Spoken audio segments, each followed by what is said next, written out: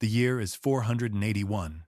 A 16-year-old boy is crowned king of the Franks over the body of his dead father.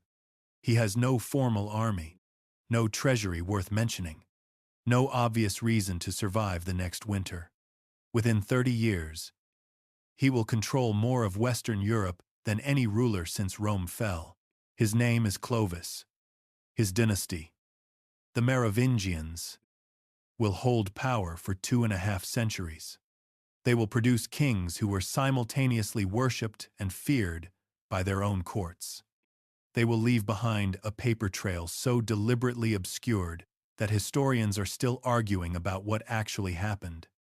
More than 1,500 years later, their enemies called them sorcerer kings. That was the language of people who needed a way to describe something they could not otherwise categorize, which was how a single family from the Germanic frontier held together the largest territory in post-Roman Europe for generation after generation.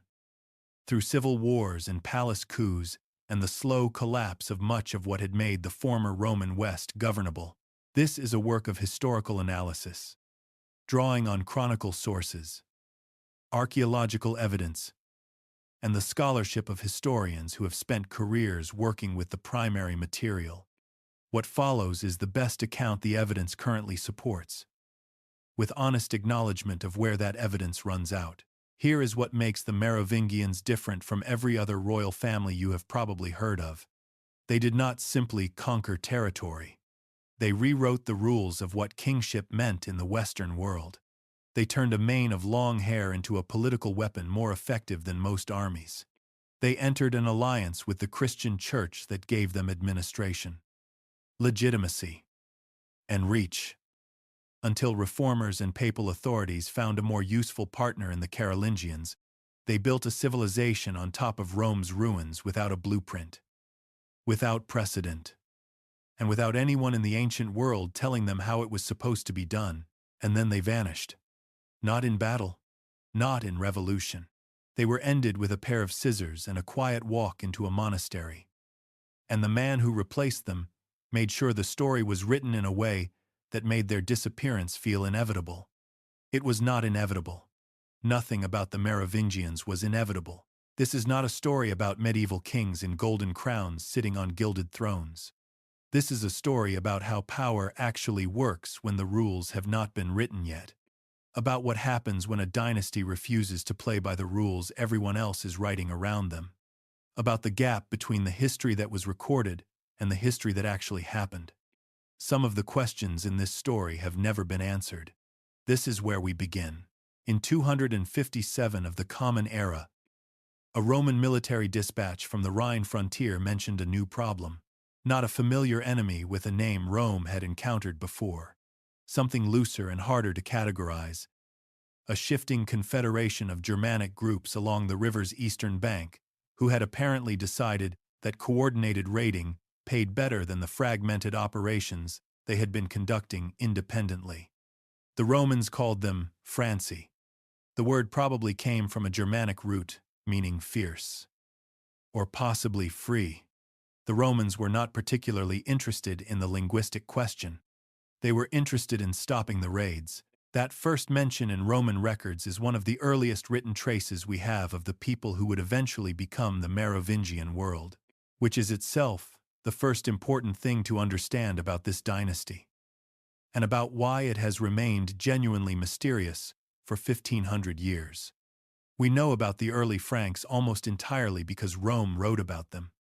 And Rome wrote about them the way it wrote about everyone beyond its administrative borders, as problems to be managed, threats to be neutralized, or occasionally as useful fighters to be contracted. Here is what makes this a problem for us today. The Roman word for these peoples was barbarian, which in official Latin usage meant someone who existed outside the organized structure of Roman law, taxation, and civic identity. It was an administrative category as much as a description. And like all categories imposed from outside, it flattened the considerable variation it claimed to describe. When Gregory of Tours, the Frankish bishop who is our single most important source for early Merovingian history, eventually wrote his chronicle around 594 of the Common Era. He was drawing on a tradition of describing the Franks that had been shaped by Roman administrative priorities. Not by Frankish self-understanding, Gregory himself adds a further layer of complexity that we need to name before going further, because it shapes everything that follows. He was not a historian in any modern sense of that word. He was a Catholic bishop writing with specific religious and political commitments that shaped what he included, what he emphasized, and what he quietly left out. He was trying to demonstrate, through the arrangement of historical events, that God worked providentially through Frankish history in ways that confirmed his own theological framework. He wrote about a Frankish king named Chilperic, for instance, describing him as the Nero and Herod of his age, not because this was a neutral assessment, but because Gregory had strong personal and political reasons to condemn him. He wrote about Brunhilde with cautious respect, not because she was objectively admirable by the standards of her time, but because she and Gregory were, for complex reasons, on the same side of certain ecclesiastical disputes. Gregory is indispensable. Without him, the first century of Merovingian rule would be nearly invisible to us. But reading him honestly requires constant awareness of what he was trying to accomplish alongside what he was trying to describe. With that in mind, consider what Gregory records about Merovic, the figure claimed as the dynasty's founding ancestor. According to Gregory, Merovic was born from two fathers. His mother was the wife of a Frankish king named Clodio. While pregnant, she went to the sea. In the water, she encountered a creature described as something resembling a sea bull of Neptune. Merovic was held to be the offspring of both the human king and this creature, giving him royal blood on one side and something divine and oceanic on the other. No serious historian reads this as biological fact. Every serious historian reads it as a political statement delivered in mythological language. The Merovingians were not simply claiming descent from a line of successful warriors. They were claiming that something beyond ordinary human inheritance ran in their blood, that their right to rule was not a political arrangement open to negotiation, but something inscribed in their nature from birth. Understanding why this claim was made requires understanding the world it was made in. In the late 5th century, with Roman institutional authority gone and no obvious successor authority in sight, the question of who had the right to rule was genuinely open. The Franks had no written legal tradition specifying how a king was chosen or what made one legitimate, so the Merovingians reached for something that operated outside the normal channels of political challenge. The assertion that their family had been touched by the sacred, that their kingship was not a human decision, but a cosmic fact. The same move appears across different historical contexts when institutional foundations of authority collapse. Roman emperors claim descent from gods. Japanese emperors claim descent from the sun goddess Amaterasu. Egyptian pharaohs were understood as living embodiments of divine order. When reliable institutional mechanisms for political legitimacy are absent, power reaches for the supernatural. Because the supernatural operates outside the normal channels of dispute and negotiation, the Merovingians reached for it early, built their entire political identity around it, and sustained it with considerable sophistication across 2.5 centuries. Now consider what the archaeological record shows, because it tells a different and equally important part of the story. Here is what the Roman sources did not have much interest in recording. The Germanic peoples along the Rhine in the 3rd and 4th centuries of the Common Era had trade networks extending deep into Roman territory. They had metalworking traditions sophisticated enough that surviving examples still draw the attention of museum specialists today. They had social hierarchies, formal political relationships with Rome that included negotiated treaties and military service arrangements, and in many border regions, families that were simultaneously Roman in their official identities and Germanic in their cultural practices. The boundary between Roman and barbarian along the Rhine was blurry in ways that official documents preferred not to acknowledge. Roman soldiers of Germanic descent commanded frontier garrisons. Germanic chieftains received Roman military titles and wore Roman insignia, while leading troops whose loyalty ran to them personally rather than to any imperial office. The world that produced the Merovingians was not a world of clean oppositions between civilization and its outside. It was a world of deep and complicated entanglement that the documentary sources were never quite designed to describe accurately. Then, the entanglement came apart. The dissolution of Roman authority in the West was not a single event. Though historians conventionally mark 476 of the Common Era, when the last Western emperor, a teenager named Romulus Augustulus, was deposed by a Germanic military commander named Odoacer. The actual process had been accumulating for decades.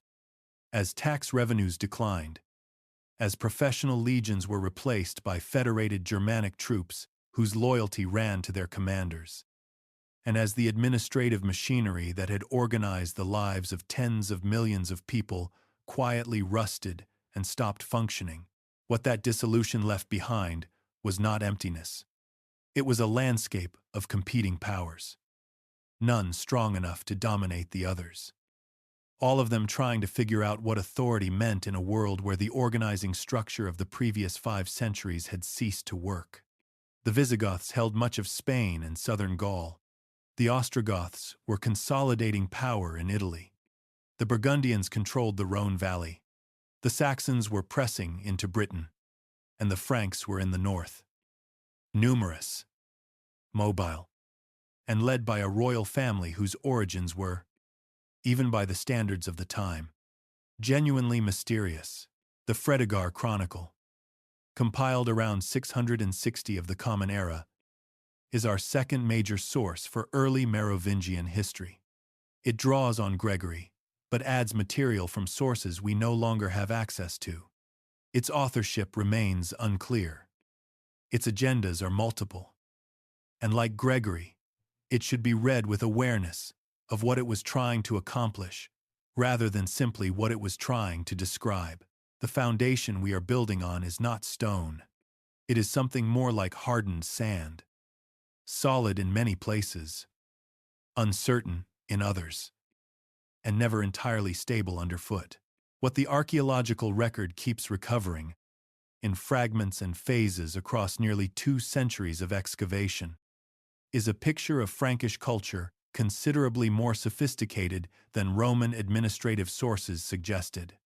Metalwork of genuine quality, trade goods indicating connections across vast distances, burial evidence of social hierarchies and material complexity, people on the edge of a catastrophic change in their world's organizing structure, watching the largest political entity their civilization had ever known dissolve around them, and deciding, with the clarity that genuine crisis sometimes forces, what kind of power they wanted to build from its ruins. The Merovingians built something that lasted 2.5 centuries. That it was built on a foundation of myth rather than documented history is not a weakness of the dynasty.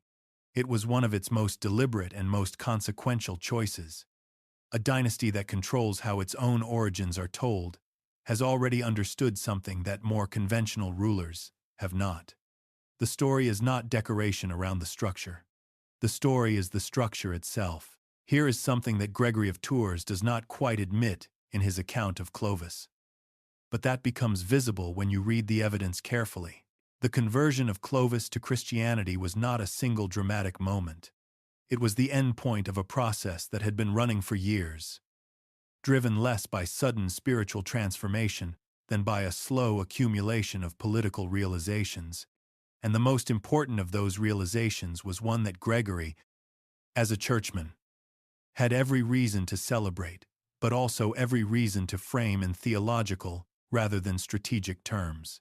Clovis understood something that the other Germanic rulers of his era had not yet grasped.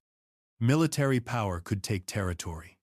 It could not, by itself, hold territory. For that you needed something else entirely. But start where the story becomes visible.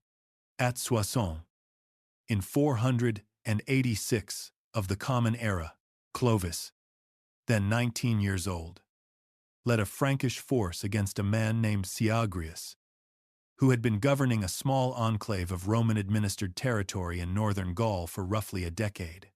Syagrius maintained Roman titles and Roman administrative forms long after the empire that gave them meaning had effectively dissolved. He was, in the assessment of most historians, among the last figures in northern Gaul still operating in the name of a Roman authority that no longer functionally existed in that region. Clovis defeated him. Syagrius fled south to the Visigoth kingdom. Clovis sent a message demanding his return. The Visigoth king complied, calculating that sheltering this particular fugitive was not worth antagonizing a Frankish king who had just demonstrated what he was capable of. Syagrius was brought back and executed. Most histories treat this as a military footnote. It was more than that. Clovis had not just won a battle. He had told everyone watching, every Frankish chieftain, every Gallo-Roman aristocrat, every bishop in northern Gaul, that the Roman world was finished and something new was beginning. The question was who would define what that new thing looked like. Here is the moment in the story where Gregory's account requires the most careful reading. Gregory portrays Clovis's eventual conversion to Christianity as the result of Clotilde's prayers, divine intervention in battle, and genuine spiritual awakening. This account has shaped how the conversion has been understood for 15 centuries.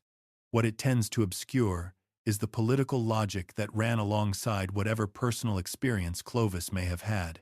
Theodoric the Ostrogoth in Italy was a formidable ruler with sophisticated political instincts and his own strategies for navigating the post-Roman landscape. Gundobad the Burgundian was capable and politically experienced. Both were operating in the same environment, with many of the same challenges. What Clovis grasped earlier and more clearly than most of his contemporaries was that legitimacy, in the world of 500 of the Common Era, had one source more durable and more widely recognized than the others: the Christian Church. Not because Christianity was self-evidently true in any way that should have been politically obvious, but because the Church in Gaul had survived Rome's collapse in ways that no other institution had. When Roman civil administrators withdrew from the cities and provinces of Gaul, the bishops stayed. They managed urban infrastructure, maintained records, adjudicated disputes, and coordinated communication across hundreds of miles. They were literate in an environment where literacy outside ecclesiastical circles was becoming increasingly rare. They could staff the administrative offices that any governing authority required. They knew how things worked because they had been running things, with increasing practical responsibility, for the better part of a century before Clovis was born. For Clovis, aligning with this institution was not primarily a spiritual decision. It was an organizational one. He had conquered territory. He needed to govern it. His marriage to Clotilde around 493 of the Common Era was, whatever its personal dimensions, also a strategic alliance. Burgundy was a significant regional power.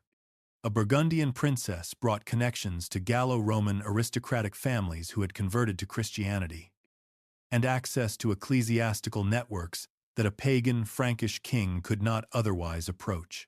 Gregory portrays Clotilde as a woman of genuine faith who worked patiently for her husband's conversion. Gregory is probably not entirely wrong about this. He is almost certainly not telling the complete story. The conversion itself came later, and its exact timing is one of the genuinely contested questions in early medieval scholarship.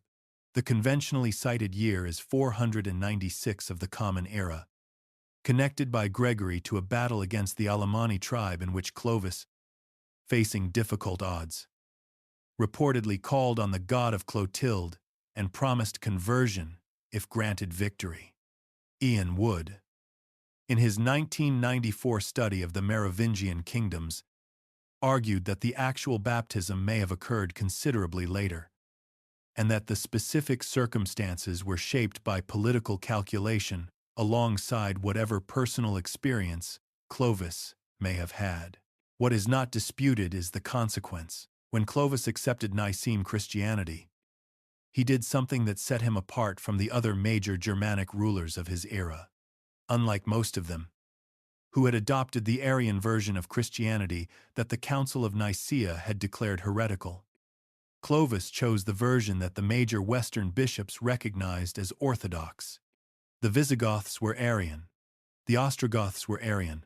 The Burgundians had complicated religious arrangements of their own. The most powerful Germanic rulers in the former Western Empire had aligned themselves with the theological position that the institutional church found wrong.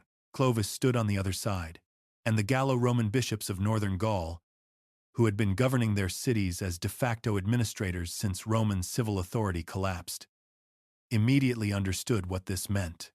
He was now their king in a way that an Arian Germanic ruler could never quite be. They sent letters of congratulation. They offered cooperation. They began incorporating Frankish royal authority into their administrative structures in ways that gave Clovis something no battlefield victory could have provided directly. He gained administrators who knew how things worked. He gained the institutional memory of Rome, preserved and maintained by the one organization that had survived Rome's fall, with its networks largely intact. Now here is what Gregory does not dwell on, but what the record makes visible. Clovis was not a gentle man.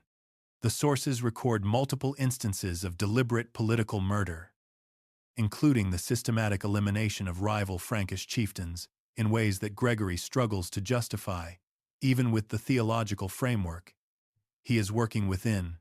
He was building power in an environment where the rules were being written in real time, and his methods reflected that environment honestly. The conversion to Christianity did not transform his character. It gave his existing ambitions a more effective institutional vehicle. His subsequent campaigns made deliberate use of the church alliance. The wars against the Visigoths in southern Gaul were framed explicitly as religious conflicts. A Catholic king liberating Orthodox Christians from Arian rule. Whether ordinary Frankish soldiers cared about the theological nuances is doubtful, but the framing gave bishops of southern Gaul reason to welcome rather than resist Frankish conquest, which made the conquest considerably more manageable than it would otherwise have been. By 511 of the Common Era, when Clovis died in Paris, he controlled a territory stretching from the Rhine to the Pyrenees.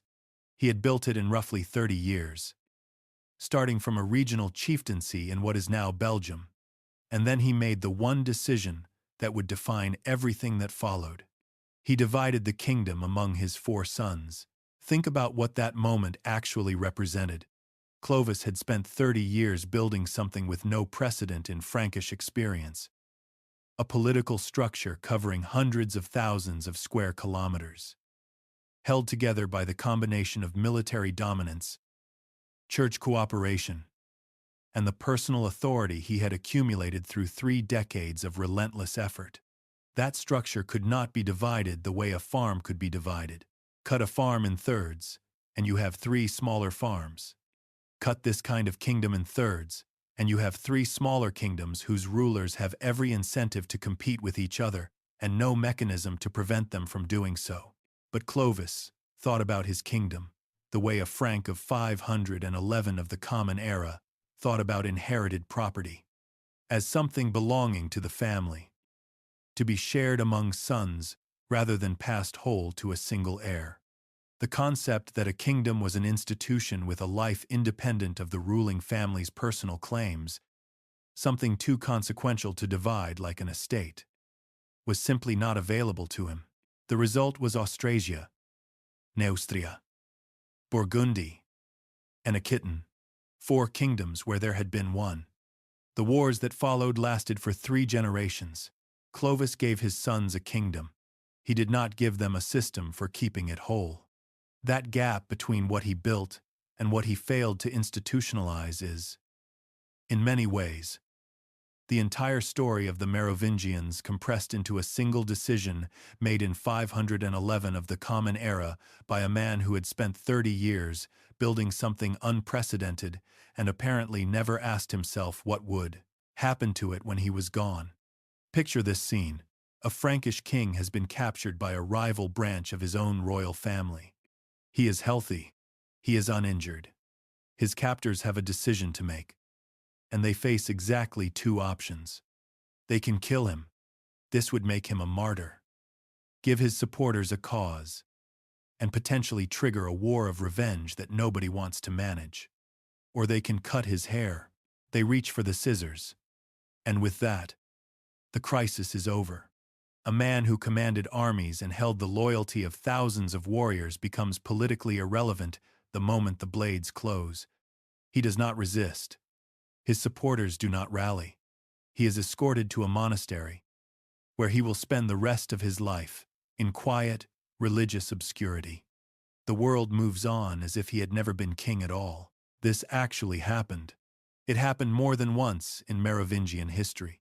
And understanding why it happened, why a haircut could accomplish what an assassination might fail to achieve, is the key to understanding what Merovingian kingship actually was beneath all the ceremonial surface. In most political systems familiar to modern audiences, authority derives from institutional sources. A president is powerful because of the office of the presidency, not because of anything particular about the president as a person. Remove the individual and the office remains. Ready for the next occupant. The institution is what matters. The person is replaceable. Merovingian kingship ran on entirely different logic. Functioning institutions in the Roman sense had largely dissolved across the former Western Empire. Authority did not reside in offices. It resided in persons. Specifically in certain persons whose bodies were understood to carry something that ordinary bodies did not. The Merovingian king was not powerful because he held a title. He was powerful because he was, in a sense that his contemporaries took seriously, and that went beyond mere political convenience.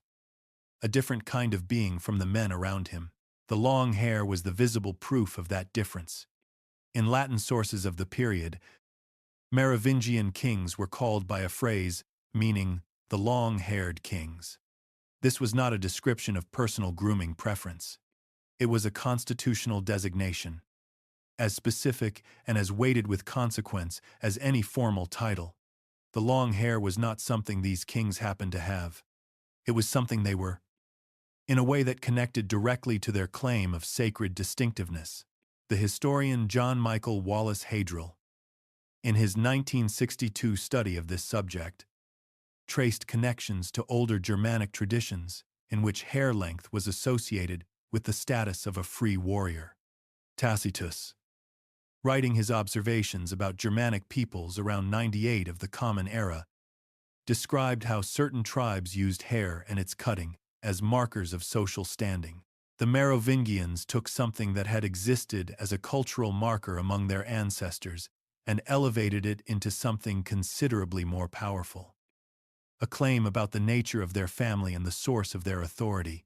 The connection to the biblical story of Samson, a man in the book of Judges whose extraordinary strength was bound up in his uncut hair and who lost both when his enemies cut it, would not have been difficult for Christian readers in Frankish territory to notice.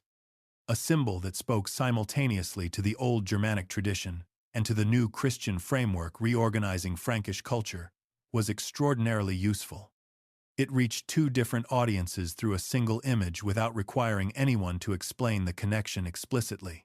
Gregory of Tours provides our most detailed account of how this system operated in practice. He records multiple instances of haircutting used as political surgery, a way of removing a rival from the succession without the complications of outright killing. One episode in particular stands out, and it requires careful handling because Gregory is our only source for it. After the death of Clodomir, one of Clovis's sons, his brothers Childebert and Clotaire faced the problem of Clodomir's young children. Those children had legitimate claims on their father's territory. According to Gregory's account, and Gregory alone, the brothers summoned their mother Clotilde, grandmother to the boys, and presented her with a choice between having her grandsons' hair cut or having them killed. Gregory records that Clotilde, according to his account, chose death for the boys over the cutting of their hair. 2 of the 3 boys were killed. The youngest escaped to a monastery. We cannot verify this episode independently. Gregory had his own theological purposes in recording it, and those purposes shaped how he told the story and what details he chose to include or omit. What the episode reveals about the Merovingian symbolic system, regardless of its precise historical accuracy, is extraordinary. Within the logic of Merovingian kingship, a shorn prince was not simply a prince without long hair. He had been categorically removed from the class of beings capable of making legitimate royal claims. The haircut was not a humiliation.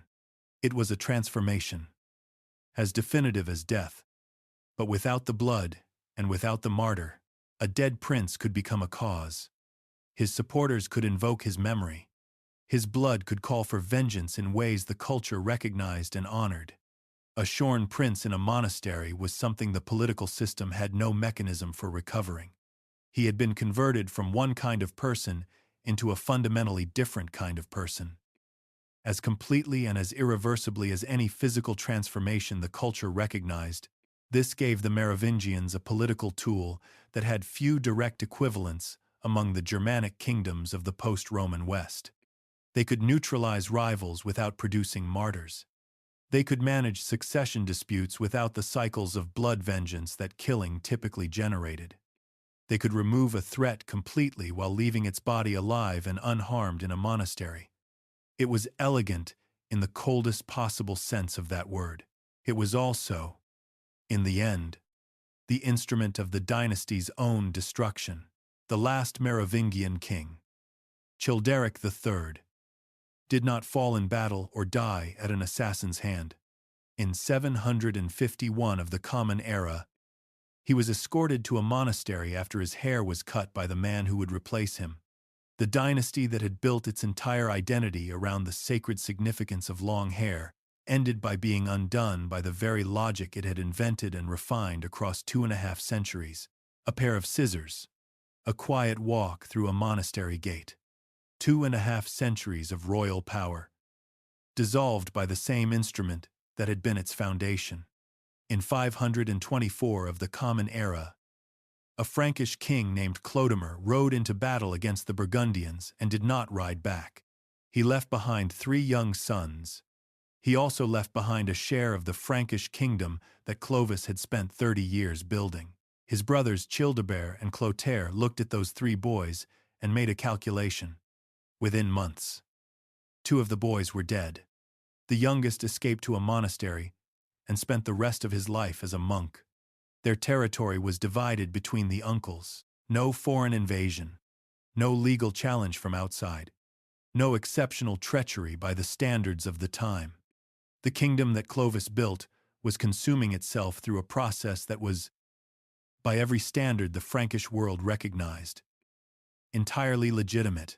That is the most important thing to understand about what happened to the Merovingian dynasty across the 6th century. It did not fail because of external attack or unusual misfortune.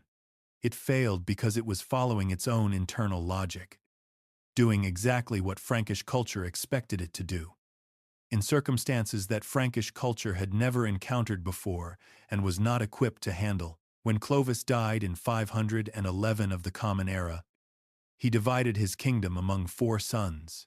This was not a failure of foresight in any simple sense. It was an entirely conventional application of Frankish inheritance practice to an entirely unconventional situation.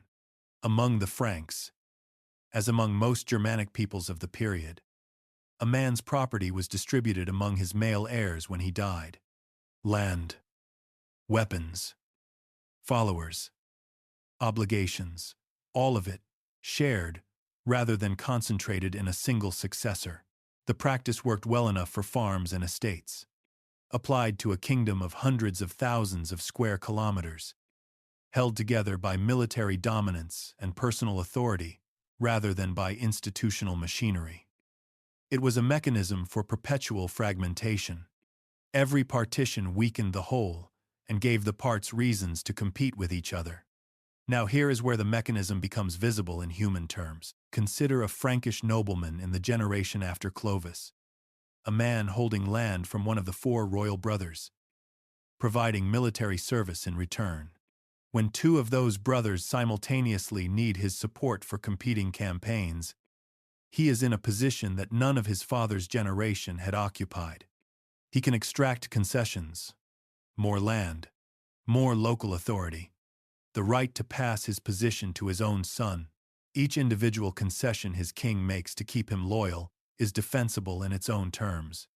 But every concession made to every nobleman like him, across every corner of the divided kingdom, is a small transfer of structural capacity away from the crown and toward a noble class that is slowly learning what it can demand. That process, invisible in any single transaction, became the dominant political fact of 6th century Frankish history. Not the dramatic murders, not the battles between royal brothers, but the quiet accumulation of noble power in the gaps left by a crown that was perpetually distracted by its own internal conflicts. For a few years after 511, the brothers cooperated well enough. Then Clodomir died. The calculation about his sons followed, and the pattern that would govern the next 3 generations was established. Now Gregory of Tours takes over the narrative. And here we need to apply the same caution we established in Chapter 1. Gregory was not a neutral observer of what followed. He was personally acquainted with some of the figures involved, had political alignments with some and antagonisms toward others, and wrote about the civil conflicts of the 6th century with a theological purpose that shaped every choice he made about what to include and how to frame it. With that framing in place, consider the 2 women who defined the second half of the 6th century.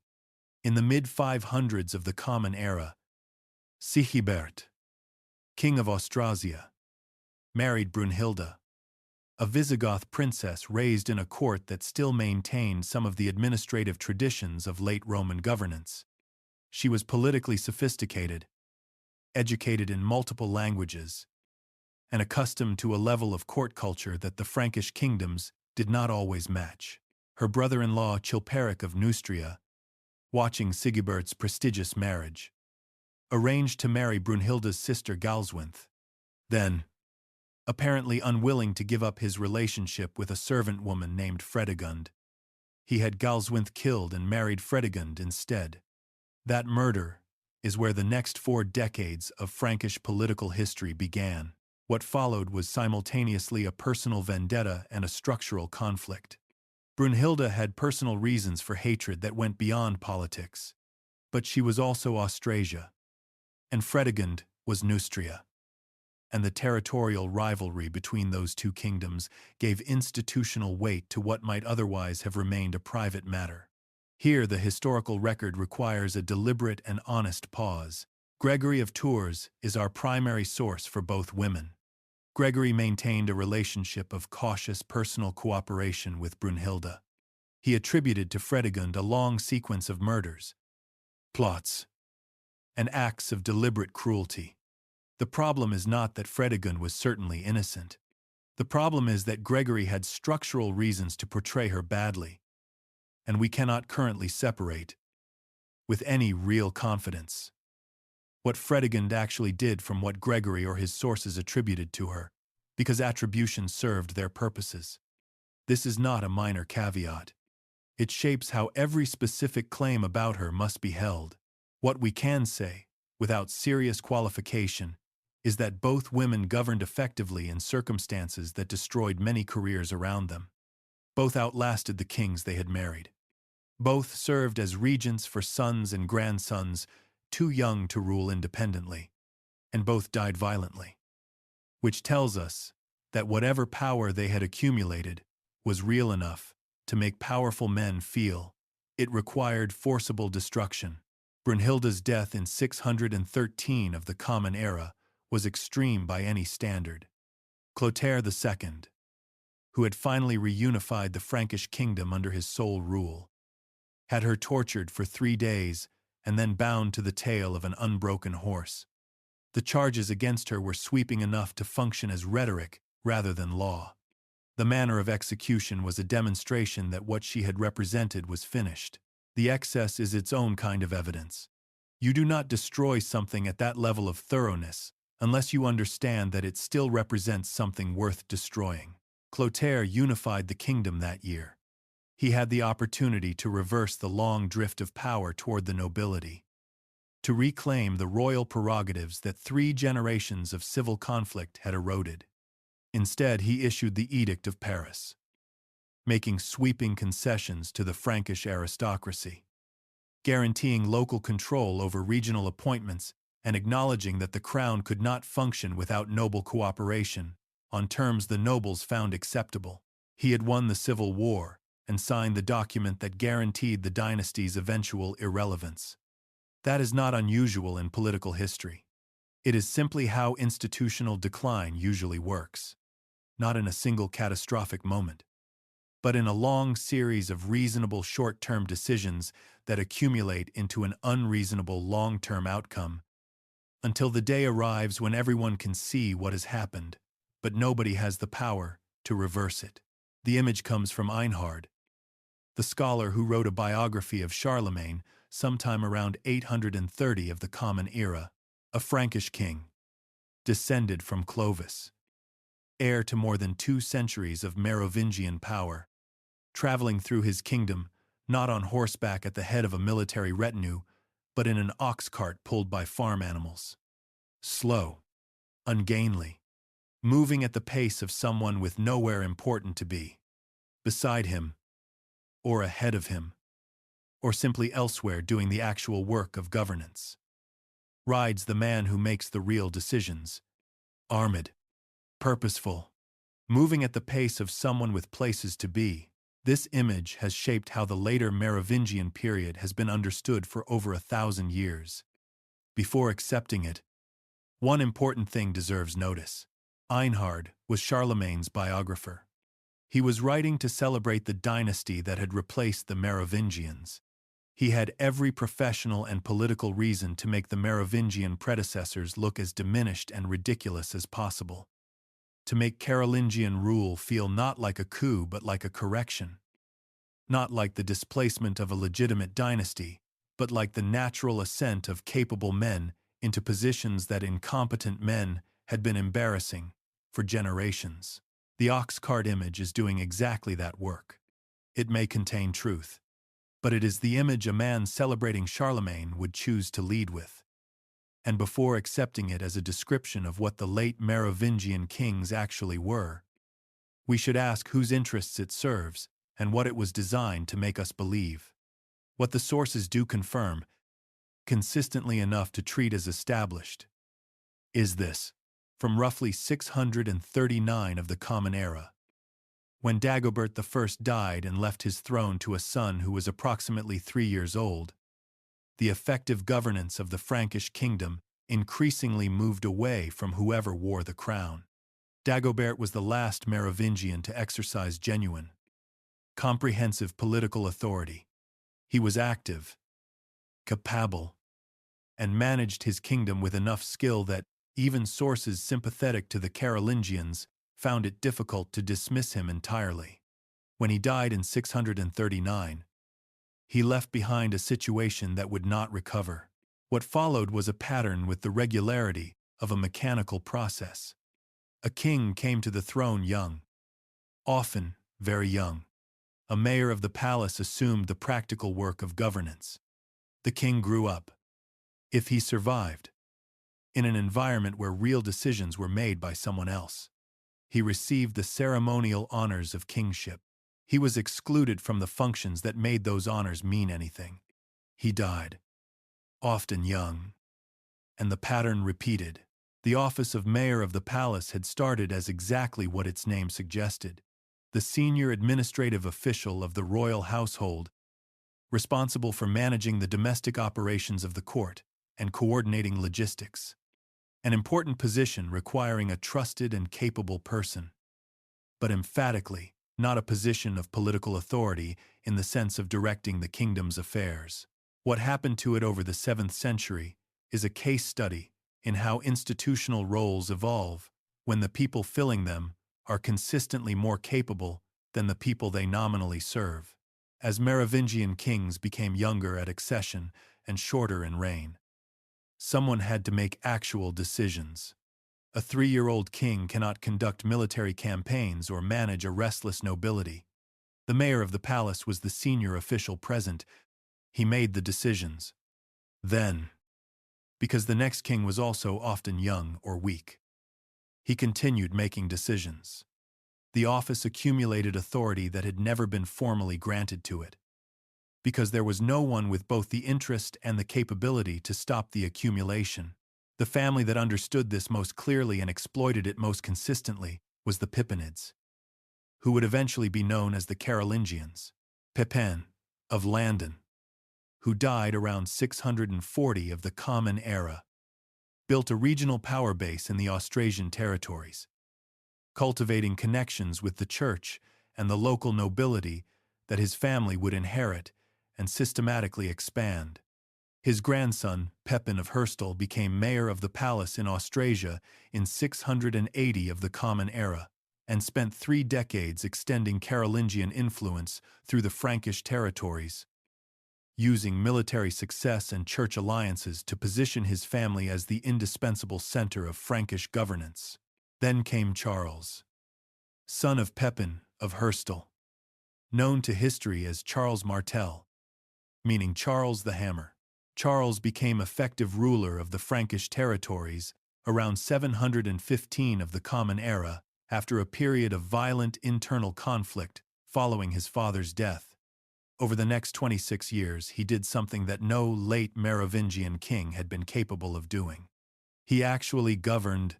He campaigned constantly, suppressed rebellions, and built a personal following among the warrior class that owed its loyalty directly to him rather than to any institutional office. In 732 of the Common Era, he fought a battle near the cities of Tours and Poitiers that became one of the most cited military engagements of the medieval period. Muslim forces of the Umayyad Caliphate had been expanding across North Africa and into the Iberian Peninsula with extraordinary speed. A major force under a commander named Abd al-Rahman ibn Abdullah had advanced deep into Gaul when it encountered a Frankish army. The battle lasted for several days, according to most accounts. Though the precise duration is debated among historians, the Umayyad commander was killed. The advance deeper into Gaul was stopped. Later, historians would sometimes describe this engagement as the moment Christian Europe was saved from Islamic conquest. That framing overstates the case considerably. The Umayyad Caliphate faced its own internal divisions and logistical limits that made permanent, deep conquest of Frankish territory far from certain, regardless of any single battle's outcome.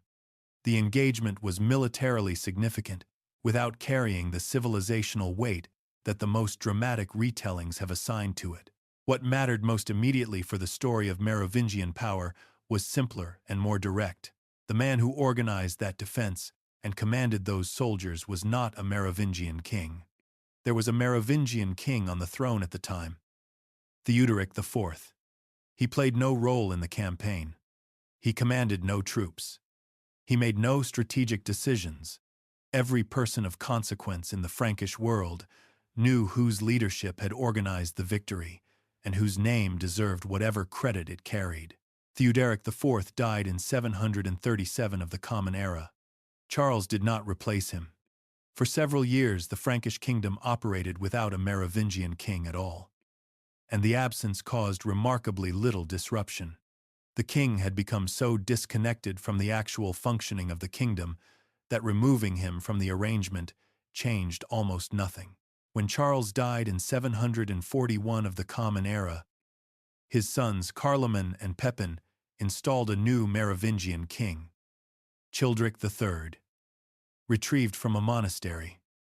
Because the Frankish nobility still expected a king with Merovingian blood on the throne, Childeric was useful as a symbol. He was not, in any meaningful sense, a participant in governing the kingdom that bore his name. The Merovingian kings of this period did not necessarily fail because they were personally inadequate. Some may have been quite capable people trapped in a role that had been hollowed out by forces operating across generations. They failed because the structural conditions of the Frankish kingdom had produced a situation in which being king of the Franks meant presiding over a system that someone else was actually running. Einhard wanted his readers to see incompetent men in ox carts, while capable men ran the world around them. The more honest picture may be capable men sitting in a position that had been systematically redesigned, without anyone quite intending it, to make them irrelevant. The distinction matters. One version is a story about individual failure. The other is a story about institutional collapse, operating slowly and almost invisibly across several generations, until the gap between the symbol of power and the reality of it became too wide to maintain. Before this chapter begins, a problem needs to be named directly, because it shapes everything that follows. Every significant source we have for the Merovingian period was written by men. Almost all of those men were clergy. The Church in the 6th and 7th centuries had a fully developed theological and social framework for understanding what women were, what they were capable of, and what kinds of behavior were appropriate or inappropriate for them. That framework was not neutral. It was not attempting neutrality. It shaped what got written down, what got emphasized, what got condemned, and what got quietly omitted. When we read about Merovingian queens, we are not reading about Merovingian queens directly. We are reading about Merovingian queens as understood and filtered by men who had very specific ideas about what women should and should not be doing with political power. The filtering does not make the sources useless, but it makes them require a different kind of reading, one that pays consistent attention to whose interests are served by a particular portrait, one that asks what the writer needed his subject to be, and one that notices where the behavior visible through the account does not match the interpretation being placed on it. The historian Janet Nelson, whose work on early medieval queenship has been particularly influential, has argued that the categories typically used to discuss female power in this period may distort more than they clarify. A Merovingian queen did not hold power the way a modern official holds power, or the way a medieval king held power. She operated through different mechanisms, and the chronicles that describe her are often least reliable, precisely where those mechanisms were most active. What were those mechanisms?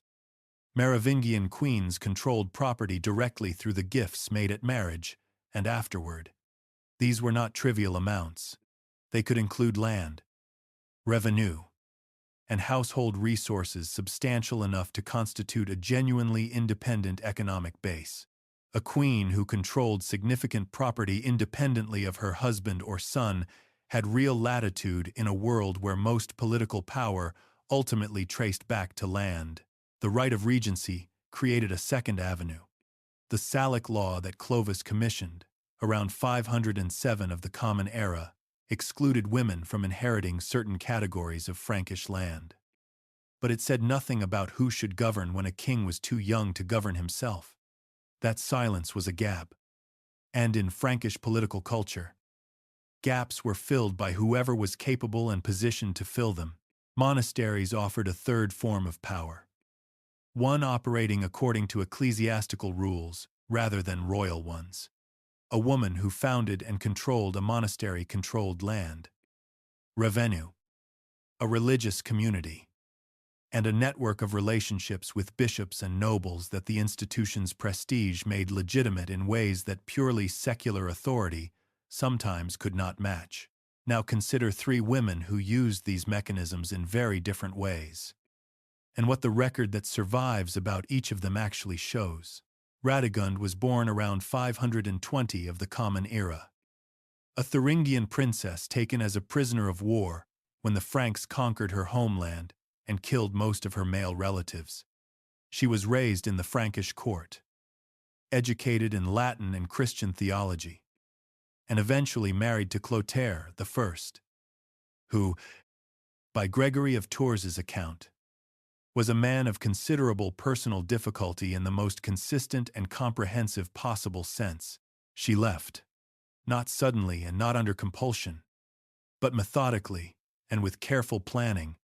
She persuaded a bishop to consecrate her as a deaconess, a formal ecclesiastical status that gave her an identity independent of her identity as Clotaire's wife. She founded the Holy Cross Monastery at Poitiers. She installed herself there and spent the next 4 decades building an institution of considerable religious prestige and, as her surviving letters demonstrate clearly, considerable political reach. Her correspondence is not the correspondence of a woman who had withdrawn from the world. She wrote to bishops, to secular nobles, and to figures at the Byzantine court in Constantinople.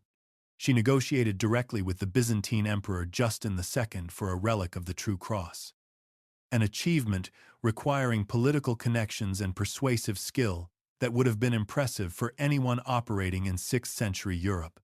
She mediated conflicts between Frankish kings, inserting herself into political disputes that had nothing formally to do with her monastery, using her status as a holy woman and former queen to create influence in conversations. She had no official standing to enter. The monastery was not where Radegund went to stop being powerful.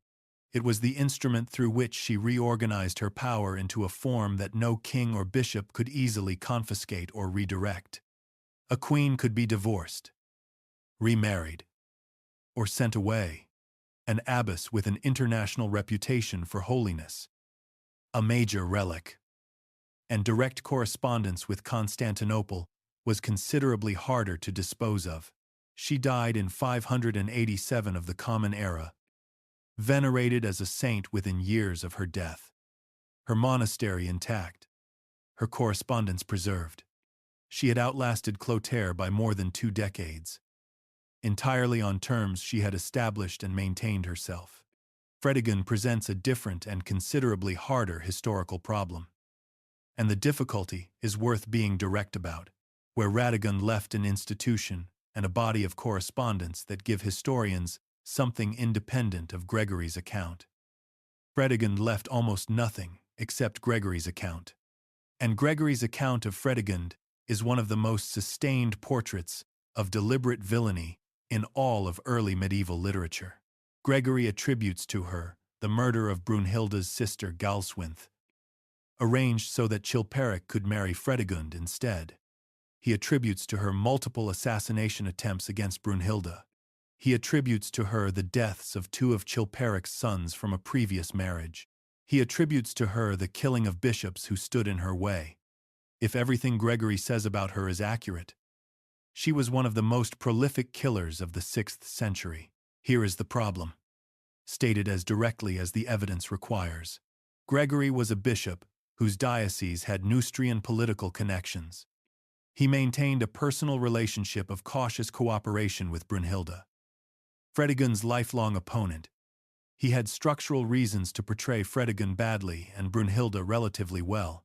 His account of both women is shaped by the same alignment of interests that shapes all political documents, and we cannot currently separate, with any real confidence, what Fredegund actually did from what Gregory or his sources attributed to her for reasons connected to the Austrasian and Neustrian rivalry, rather than to accurate historical reporting.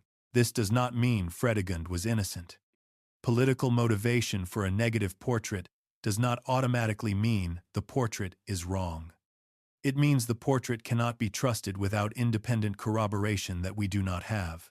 What we can say without serious qualification is that Fredegund governed effectively in circumstances that destroyed many people around her.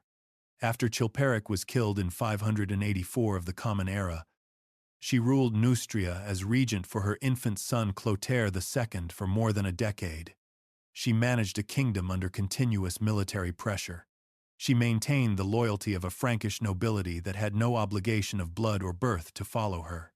She kept her son alive and on a throne through a period when child kings had a poor survival rate.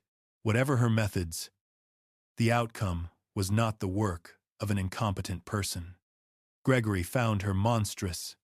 The evidence of what she actually accomplished finds her formidably effective. Brunhilda's story runs through the same decades on a parallel track.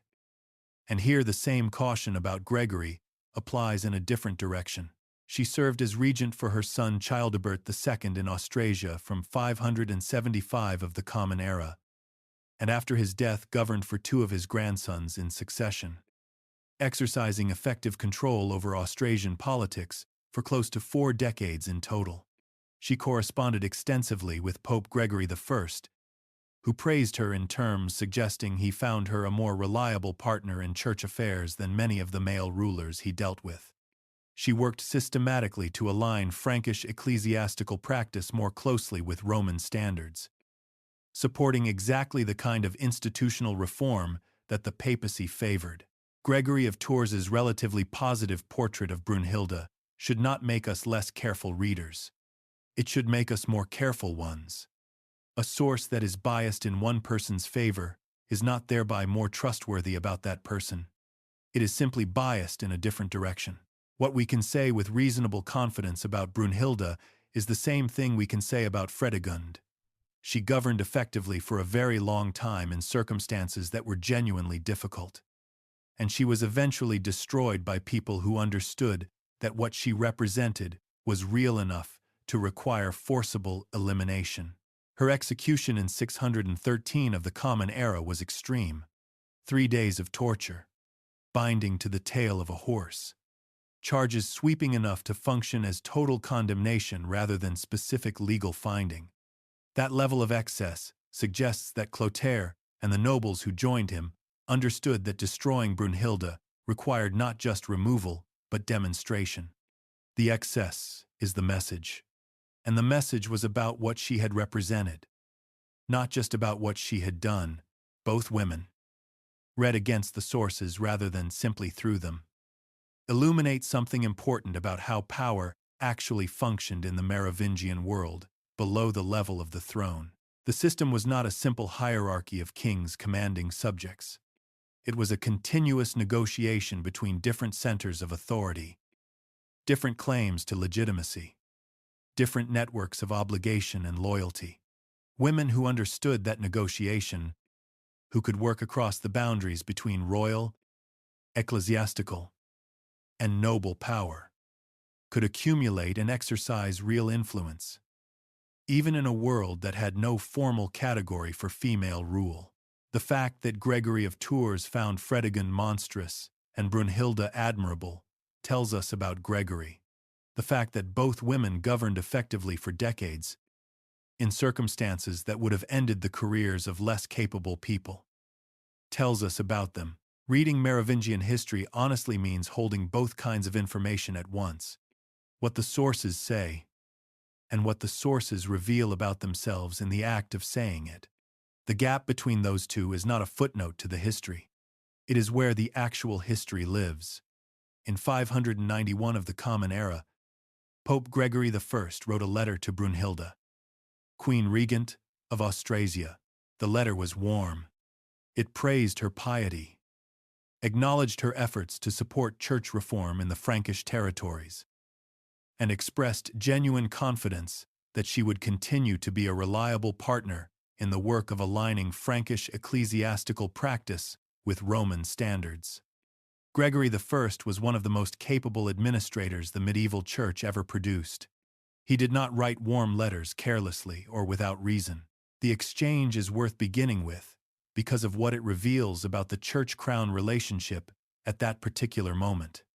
The most powerful bishop in the Western world was writing to a Frankish queen regent in terms that treated her as a genuine institutional partner, not as a subject, not as a petitioner, as someone whose cooperation the church genuinely needed and genuinely valued. That relationship between the Merovingian dynasty and the Christian church was the most consequential institutional alliance in early medieval European history. It sustained Merovingian governance for 2.5 centuries. It gave the church the military protection and royal patronage it needed to function across a vast territory. And it ended, in 751 of the Common Era, in a way that neither Clovis nor his bishops could have anticipated when they first worked out its terms.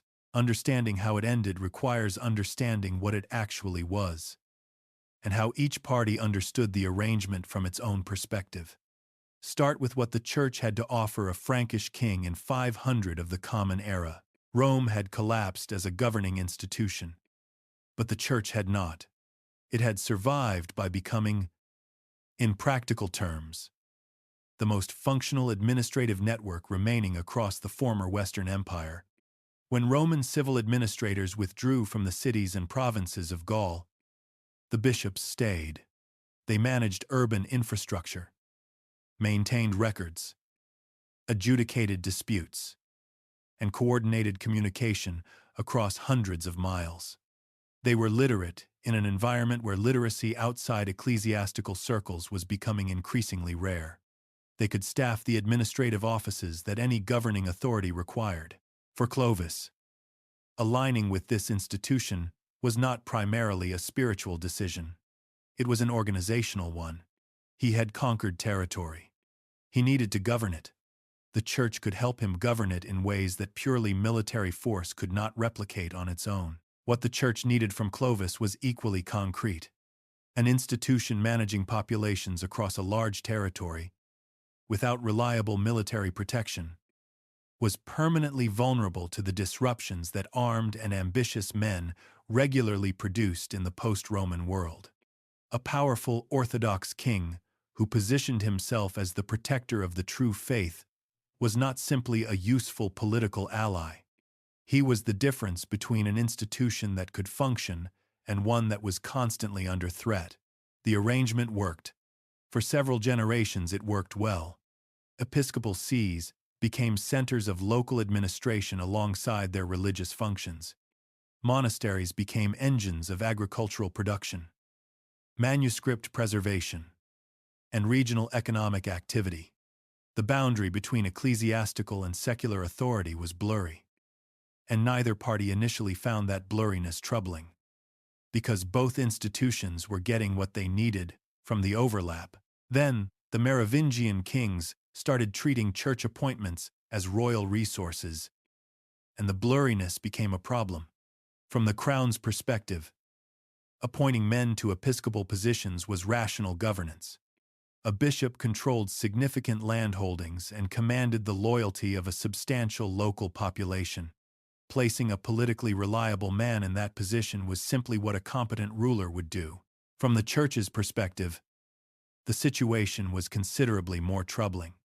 Proper episcopal appointment was supposed to involve the local clergy, neighboring bishops, and at minimum, some nominal attention to the candidate's spiritual qualifications.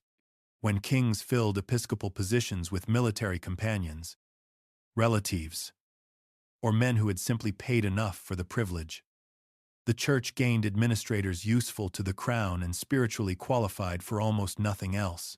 The practice of purchasing church offices, known as simony, a term derived from a figure in the Acts of the Apostles who attempted to buy spiritual authority with money, spread through the Frankish church during the 6th and 7th centuries. Monasteries became, in some cases, essentially private family estates, controlled by lay abbots who treated the institution's revenues as personal income.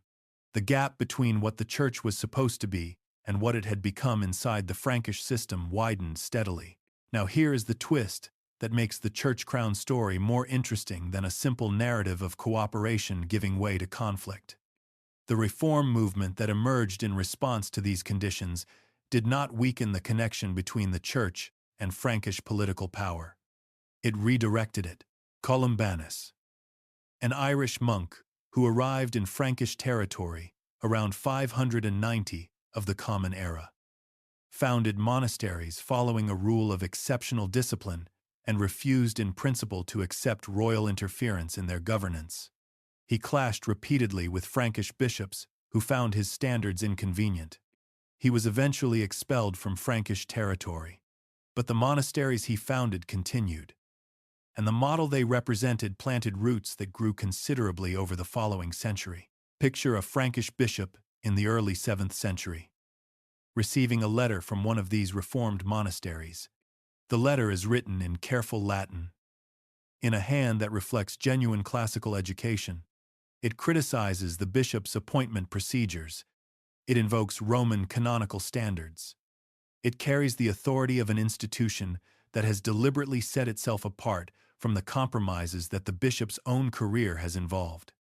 That letter is a small piece of a much larger realignment that is beginning to happen between the church and the secular authorities that have been managing it.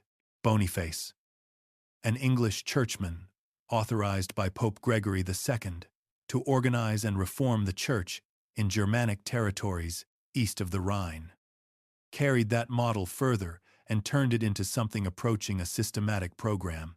He convened councils, reformed practices, and aligned Frankish ecclesiastical life more closely with Roman standards. Now notice who convened those councils in 742 and 747 of the Common Era. Not any Merovingian king. They were convened by Carloman and Pepin, the sons of Charles Martel, who were at that point still officially mayors of the palace serving under a nominal Merovingian king. The Carolingians were positioning themselves as the serious patrons of the church reform that Rome wanted, presenting themselves to the papacy as the men who would deliver what the Merovingian tradition had consistently failed to provide. This was preparation. Long, careful, deliberate preparation for a move that required the church's active cooperation to work. The moment that preparation was ready to be used came in 750 of the Common Era. Pepin the Short sent ambassadors to Pope Zachary in Rome carrying a question formulated with considerable legal precision. Which man should rightly be called king? The one who held royal power, or the one who held only the royal title? The question sounds like a request for theological guidance. It was a request for political authorization dressed in theological language, shaped so that the answer it invited would carry the full weight of papal authority behind it. Zachary gave the answer the question invited. It was more fitting for the man who actually governed to bear the title of king. With that response, the sequence moved quickly. Childeric III was deposed. His hair was cut. He was sent to the monastery of Saint Bertin. Pepin was elected king by the Frankish nobility and anointed by Boniface at Soissons in 751 of the Common Era, the same city where Clovis had closed the chapter of Roman authority in Gaul more than 2 centuries earlier. The choice of location was not accidental. 3 years later, Pope Stephen II crossed into Frankish territory, one of the first popes to make this journey in person, and in ceremonies associated with both his meeting with Pepin at Pantheon and with a later occasion, anointed Pepin and his sons in a formal blessing that bound the new dynasty to the papacy more explicitly than any previous Frankish arrangement had required. The Pope had come in person. He had crossed significant distance to stand in Frankish territory and place his hands on a king. No one who heard about this could have missed what it meant. Something fundamental had changed in the theory of royal legitimacy, in ways that later centuries would develop and contest much more fully than anyone present could have foreseen. The Merovingian kings had been legitimate because of what they were: sacred blood, long hair, mythological origins, a quality inscribed in their nature from birth that no institution could manufacture or revoke. The Church had confirmed and cooperated with that legitimacy for 2.5 centuries. But it had not created it. Pepin's legitimacy was different in kind. It came from the Church's act of anointing. His kingship was, in formal terms, something that reformers and papal authorities had conferred and blessed. The institution that had been a partner of Merovingian power had become the source of Carolingian power. And what one institution gives, the logic of later centuries would eventually and painfully ask, can it not also claim the right to judge? The Merovingians built the alliance. They used it as a tool for governance without fully reckoning with what they were constructing. The Carolingians did not destroy the alliance. They perfected it, claimed it as their own, and used it to replace the family that had invented it. That is not betrayal in any simple sense. It is what happens when an institution that has become indispensable eventually acts on what it has become. Here is a question worth sitting with before this chapter turns to the economics. If you wanted to diminish the reputation of a dynasty you had just replaced, one of the most effective approaches would be to encourage the idea that the entire period of that dynasty's existence was a time of civilizational darkness, not through direct lying, just through the gradual establishment of a framework that made the period feel impoverished before anyone examined the specific evidence. The phrase Dark Ages did exactly that kind of work for the Merovingian period. An Italian scholar known in English as Petrarch coined it in the 14th century to describe what he saw as an interruption of classical learning between Rome and the cultural renewal he believed was beginning in his own era. It was a specific literary and philosophical argument about the transmission of classical heritage, not an assessment of material conditions across the former Western Empire. By the time it entered general usage, it had become something broader and more damaging. A shorthand for an entire period understood as poverty, stagnation, and civilizational regression. The objects in the ground have never agreed with this picture. Consider what construction workers found outside Tournai, in what is now Belgium, in 1653, of the Common Era. Beneath the foundations they were digging, they found a tomb that had been undisturbed for 1172 years. Inside was a man surrounded by objects that announced, to anyone who could read the material language of late 5th century Europe, exactly who he had been. A golden ring inscribed with words meaning of King Childeric, weapons with gold fittings crafted with technical precision that specialists in the 17th century immediately recognized as exceptional. Byzantine gold coins from the eastern Mediterranean, thousands of miles away, in a Germanic king's grave in northern Europe, and approximately 300 small golden objects, shaped like bees or possibly cicadas, made with a fineness that suggested not decoration, but declaration. The Childeric tomb tells us something immediately and without ambiguity. This was not the burial of a man from a civilization that had forgotten complexity. The Byzantine coins speak to commercial connections across the former Roman world. The weapons speak to craft traditions requiring skilled labor and specialized materials. The golden objects speak to a royal culture that expressed power through accumulated precious metalwork of genuine quality. In 1804 of the Common Era, Napoleon Bonaparte had those golden bees incorporated into the coronation robes he wore at his ceremony in Notre Dame Cathedral in Paris. He chose them deliberately, reaching past the Carolingians and the Capetians and 13 centuries of intervening history to claim a connection to what he understood as the original source of Frankish royal legitimacy. The symbol had outlasted the story it came from by more than a millennium, which is, in many ways, the most Merovingian outcome imaginable. A dynasty that built its power on symbols found that its symbols were more durable than its power. Now consider what the Childeric tomb was actually part of economically. Merovingian gold coinage.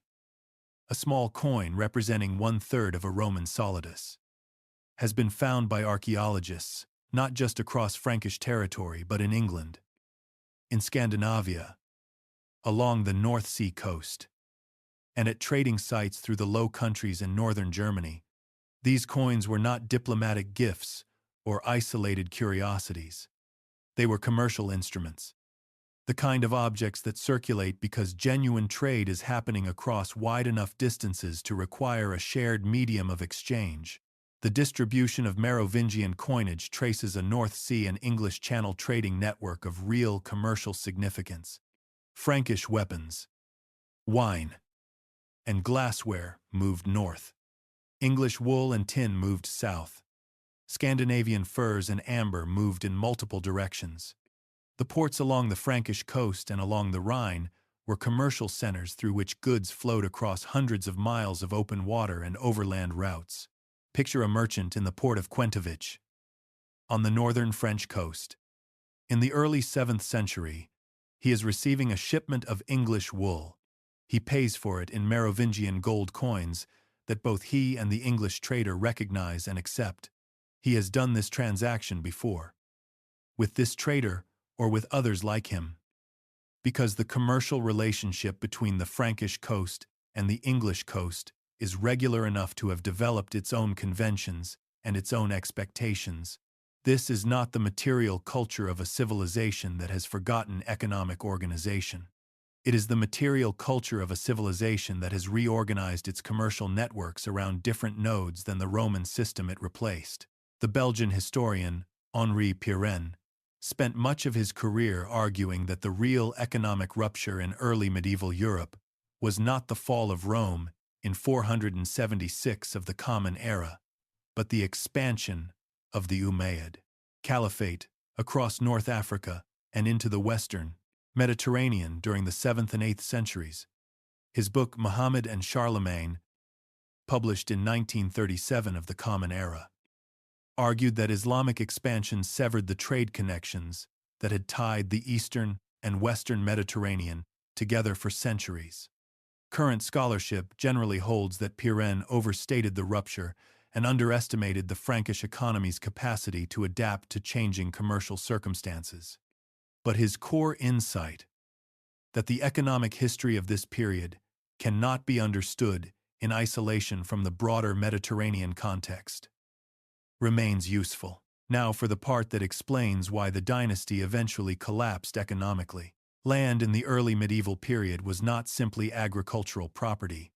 It was the foundation of everything else. Military service was organized through land grants, because warriors held land in exchange for fighting. Administrative capacity depended on land grants, because local officials were compensated in land rather than salaries.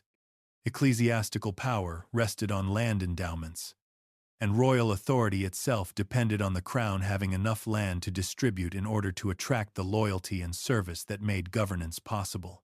The Merovingian kings began with an enormous advantage. The conquest of Gaul had transferred vast amounts of territory into royal hands. This royal land base was the economic engine of everything the dynasty did. It was also being spent from the moment it was accumulated. Every military campaign required rewards for those who fought. Every noble alliance required a grant of land. Every church foundation required an endowment. Each individual transaction was defensible in its own terms. But the accumulation of those transactions, playing out across generations of grants to nobles and endowments to monasteries, with no systematic mechanism for replenishment. He was a slow transfer of structural capacity away from the crown and toward the people who received the grants. By the early 8th century, the process had reached its logical endpoint. Charles Martel, organizing the defense of Frankish territory against the Umayyad advance, faced a military need he could not fund from royal resources alone, in a process that church sources remembered as a serious violation of ecclesiastical rights, and that modern historians continue to debate in terms of its actual scale and systematic character. He distributed church properties to his military supporters. The practical logic was straightforward. Warriors needed land. The church had land. The royal land base did not. The man who actually ran the kingdom was drawing on ecclesiastical resources to pay for soldiers, because the dynasty he nominally served had distributed its own resources across generations of grants to nobles and endowments to monasteries, until the royal land base could no longer sustain the military functions that royal authority required. The Merovingians did not fail because they were poor. They failed because the wealth that had made them powerful passed, grant by grant and generation by generation, into hands that no longer needed to reciprocate with loyalty to the crown. The golden bees of Childeric I were buried in a tomb in 481 of the Common Era, representing a dynasty at the beginning of everything. By 751 of the Common Era, the resources those bees symbolized had been distributed so thoroughly that the dynasty itself could no longer sustain the functions that made it a dynasty. Napoleon placed those bees on his coronation robes 13 centuries later and called them his symbol. He was claiming a dynasty that had spent itself into irrelevance, the Merovingians. Had they been able to observe the ceremony, would have recognized what he was doing. They had been working with inherited symbols their entire existence. Every dynasty tells stories about itself. The Merovingians were unusually good at it. And the most powerful story ever told about them was told by someone else. 14 centuries after the last Merovingian king walked into a monastery, that is the central irony of this chapter. A dynasty that understood, better than almost anyone in the post-Roman world, that controlling the story of your origins was the foundation of political authority, ended up having its story controlled by a Frenchman with a talent for forgery, working in 1956 of the Common Era, in a way that told the world almost nothing true about what the Merovingians had actually been. But start with what the Merovingians actually did, because what they actually did is considerably more interesting. In a world without democratic legitimation or constitutional frameworks, the story a ruling family tells about itself is not decoration around the structure of power. It is the structure. You can resist attacks. You can challenge a legal claim.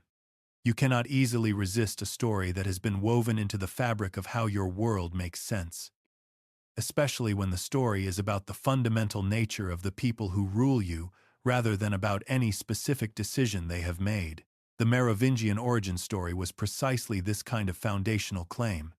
Merovech, the sea creature, the blood that ran through the royal line, carrying something that ordinary blood did not carry. The claim was not that the Merovingians were better fighters or better administrators than their rivals, though they might be those things too. The claim was that they were categorically different kinds of beings, and that their right to rule was inscribed in their nature at a level that no political arrangement could manufacture or any legal instrument could produce. This claim required constant renewal. A legal claim can be asserted once and then enforced by institutional machinery. A claim about sacred blood requires perpetual demonstration that the quality it asserts is real and active. Every successful military campaign that could be interpreted as divine favor, every ceremony displaying the long hair, every royal judgment resolving a dispute that might otherwise have produced violence, all of it fed the ongoing proof that the Merovingian claim was not simply a useful story, but a living reality. The specific content of the myth evolved as the dynasty encountered new cultural frameworks. The original sea creature story was rooted in Germanic traditions about divine or semi-divine ancestry. As the dynasty became more thoroughly Christian, new layers accumulated. Some later chronicles attempted to trace Merovingian genealogy to biblical figures. Others tried to connect the dynasty to the Trojans, using the same origin myth that the poet Virgil had constructed for the Roman Emperor Augustus, and applying it to a family with no actual connection to Troy. The Trojan genealogy was not claimed because anyone believed it in a literal sense. It was claimed because Trojan descent was a recognized currency of prestige in educated early medieval culture, a way of connecting to the foundational stories of the classical world and claiming the legitimacy that connection implied. What all the different versions share is the same underlying move. The Merovingians were not simply better positioned than their rivals through accidents of history. They were constitutionally different, and that difference was a fact about the nature of things rather than a fact about politics. Now consider what happened to this myth after the dynasty ended. For roughly 12 centuries, the Merovingians occupied a relatively modest position in historical memory. They were the predecessors of Charlemagne, occasionally interesting to specialists, but not a major presence in popular imagination. Einhard's unflattering portrait of the do-nothing kings shaped how the dynasty was remembered for most of that period. Then, in 1982 of the Common Era, 3 British authors named Michael Begant, Richard Lee, and Henry Lincoln published a book called The Holy Blood and the Holy Grail. The book argued that Jesus of Nazareth had survived the crucifixion, married Mary Magdalene, and fathered children whose descendants eventually made their way to southern France. Those descendants, the book claimed, were the Merovingian kings. The Merovingian bloodline was literally the bloodline of Jesus Christ, preserved across centuries by a secret society called the Priory of Sion. Against the efforts of the Catholic Church to suppress and conceal it, the book sold widely. From the perspective of historians working with actual primary sources from the Merovingian period, it was not credible scholarship. The specific claims about Merovingian origins have no basis in any primary source from the Merovingian period. The genealogical chain connecting the dynasty to a putative bloodline of Jesus relies on documents that were either misread or fabricated.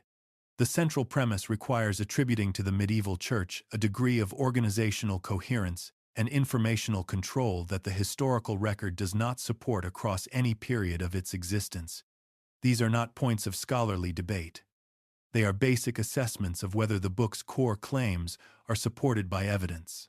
But the documents that supposedly proved the existence of the Priory of Sion were not simply misread. They were invented. A French man named Pierre Plantard had created the Priory of Sion as a real organization in 1956 of the Common Era. As part of a personal project combining genuine historical interest with deliberate fabrication, he planted forged documents in the French National Library in Paris, where they were subsequently discovered by researchers who had no reason to suspect they were examining recent forgeries. The deception was exposed through forensic investigation by French researchers in the 1980s and 90s, and Plantard himself later acknowledged, under questioning in a separate legal matter involving an associate, that the documents were not genuine. The Priory of Sion, as described in the Holy Blood and the Holy Grail, does not exist. It never existed in the form the book describes. This is not a matter of historical interpretation or competing scholarly perspectives. It is a matter of established fact, documented through forensic analysis and Plantard's own acknowledgments. Dan Brown's novel, The Da Vinci Code, published in 2003 of the Common Era, used the Baigent-Lee-Lincoln thesis as its narrative foundation and introduced the sacred bloodline idea to an audience vastly larger than the original book had reached. For many people, their primary association with the Merovingians became a conspiracy theory of no historical validity, while the actual history of the dynasty, which is more interesting, remained largely unknown outside specialist scholarship. The reason this matters is not simply to correct a popular misconception. It is to point out what the misconception replaced. The actual Merovingians made long hair into a constitutional instrument. They converted a mythological sea creature into the founding ancestor of a dynasty that lasted 2.5 centuries. They built their legitimacy on claims that were simultaneously impossible to verify and practically effective. And they sustained those claims through ceremonial display and political skill that their successors found worth studying and worth appropriating. They were ended not by a secret society protecting a bloodline, but by the most ordinary of all political processes, a dynasty that had slowly lost its resource base, its institutional allies, and its monopoly on the symbols of legitimacy was replaced by a family that had spent 3 generations quietly building all 3 of those things. There was no hidden truth being suppressed. There was only the slow, unglamorous, entirely visible logic of institutional decline playing out across a century. The Merovingians built their power on myth. The greatest myth about them was built after they were gone, by someone who understood exactly what they had known, that a compelling enough story can outlast almost anything, including the people it was supposed to be about. In 743 of the Common Era, 2 brothers went to a monastery and retrieved a king. The brothers were Carloman and Pepin, sons of Charles Martel, joint mayors of the palace and the effective rulers of the Frankish kingdom. Their father had died in 741 without installing a Merovingian king. and for 2 years the kingdom had functioned without one. The Frankish nobility, conditioned by 2.5 centuries of Merovingian rule to expect a king with royal blood on the throne, was uncomfortable with the arrangement. Rebellions had broken out in peripheral territories, so the brothers went looking for a Merovingian. They found one in a monastery. The sources do not tell us which monastery, or how long he had been there, or what his life had been before they came for him. His name was Childeric, the third Frankish king to bear that name. He was a Merovingian, which meant his blood provided something that Carolingian blood could not. The sacred quality that 2.5 centuries of Frankish belief had attached to that specific lineage. He was taken from the monastery, given the ceremonial attributes of kingship, and placed on a throne. He was, in the most precise possible sense, a propes, a legitimizing symbol deployed at a moment when legitimizing symbols were needed, to be returned to obscurity when that need had passed. Think about what this moment actually reveals.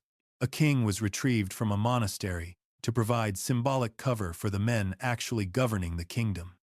Not because anyone believed he would govern, not because anyone expected him to contribute to decisions about military campaigns or administrative appointments or the management of the Frankish nobility.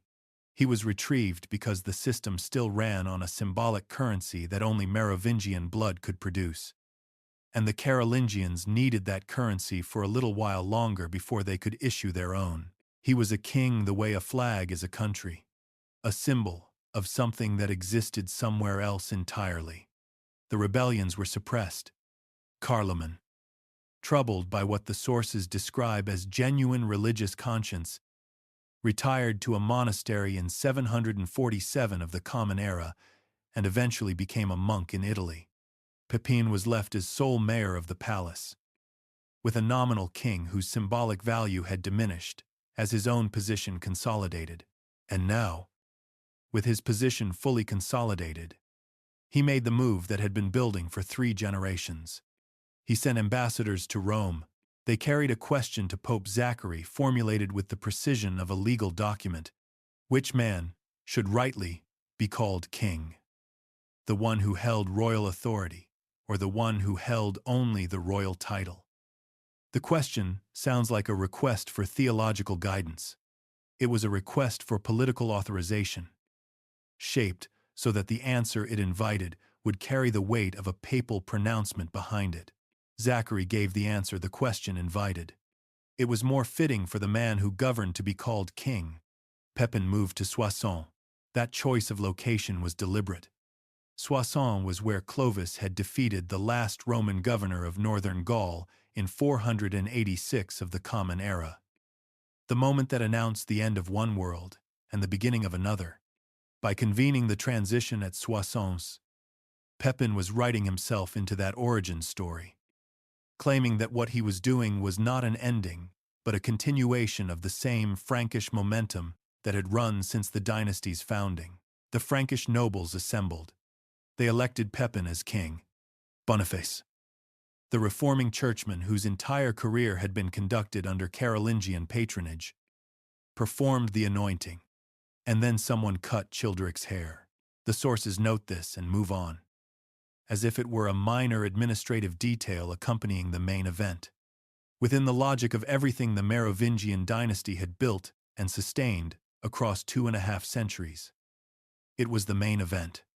The last Merovingian king was being transformed by the instrument his own dynasty had invented, perfected, and relied upon for generation after generation.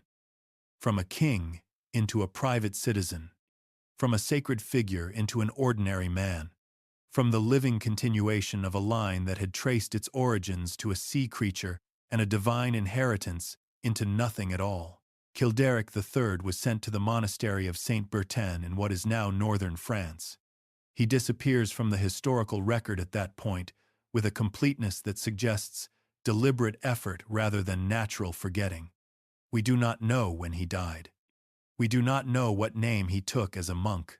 We do not know what room he slept in, what prayers he said, or whether, in whatever quiet hours a deposed king has for reflection, he understood what had happened to him and to everything his family had built. The Carolingians had very good reasons for not recording any of that. A living former king, even one shorn and monasticized and stripped of every visible sign of royal identity, was a potential rallying point for anyone who wanted to challenge the new order.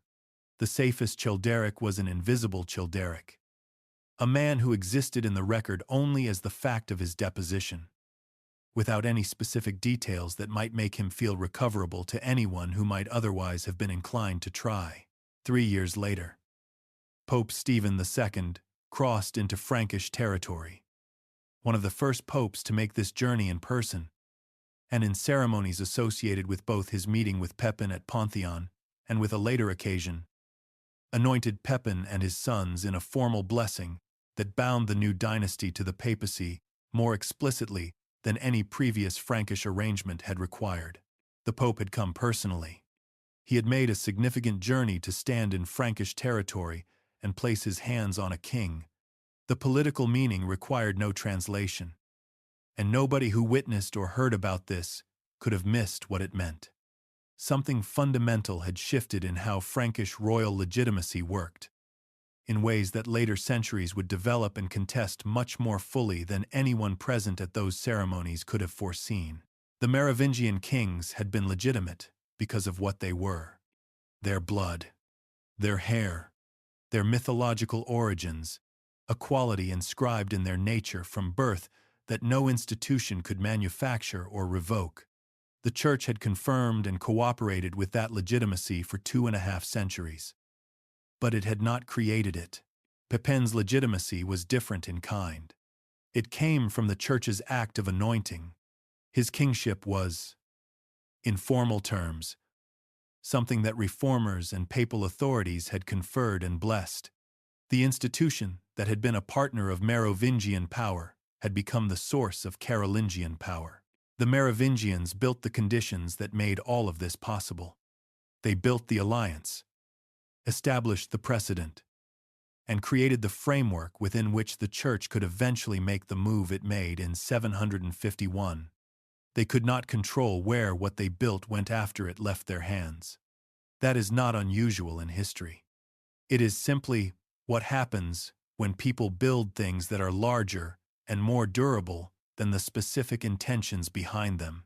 In 1953, of the Common Era, archaeologists working beneath Cologne Cathedral in what is now Germany opened a burial chamber that had been sealed for roughly 1,400 years. Inside, they found a young man, buried with extraordinary care. His grave goods included a golden cloak pin set with garnets, weapons decorated with gold fittings, and a helmet with gilded fittings.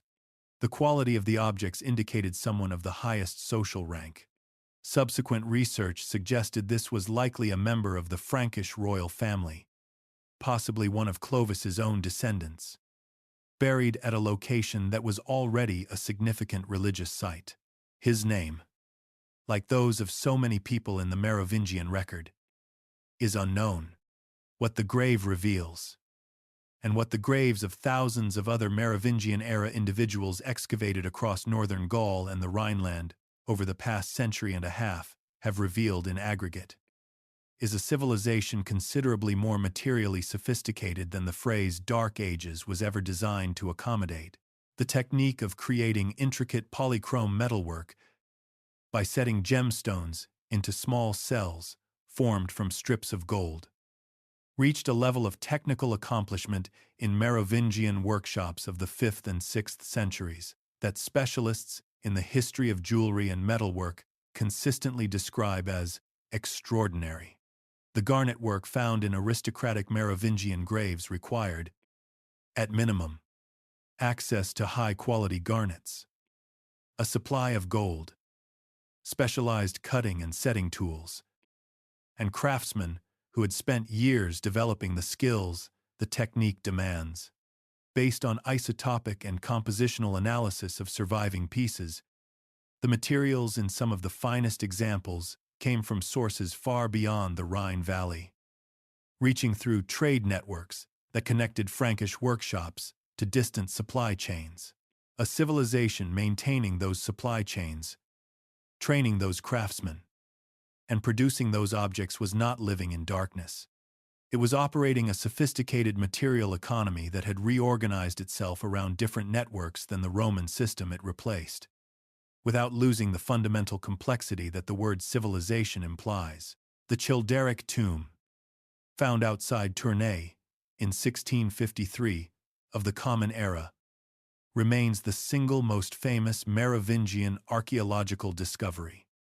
But it should be understood as the exceptional example of a much broader pattern. The golden ring inscribed with words, meaning, of King Childeric. The weapons with gold fittings, the Byzantine quines. The approximately 300 golden objects shaped like bees or cicadas. Taken together, these objects describe a man who was simultaneously a Germanic warrior chieftain, a participant in Mediterranean commercial networks, and a patron of craft traditions demanding exceptional skill.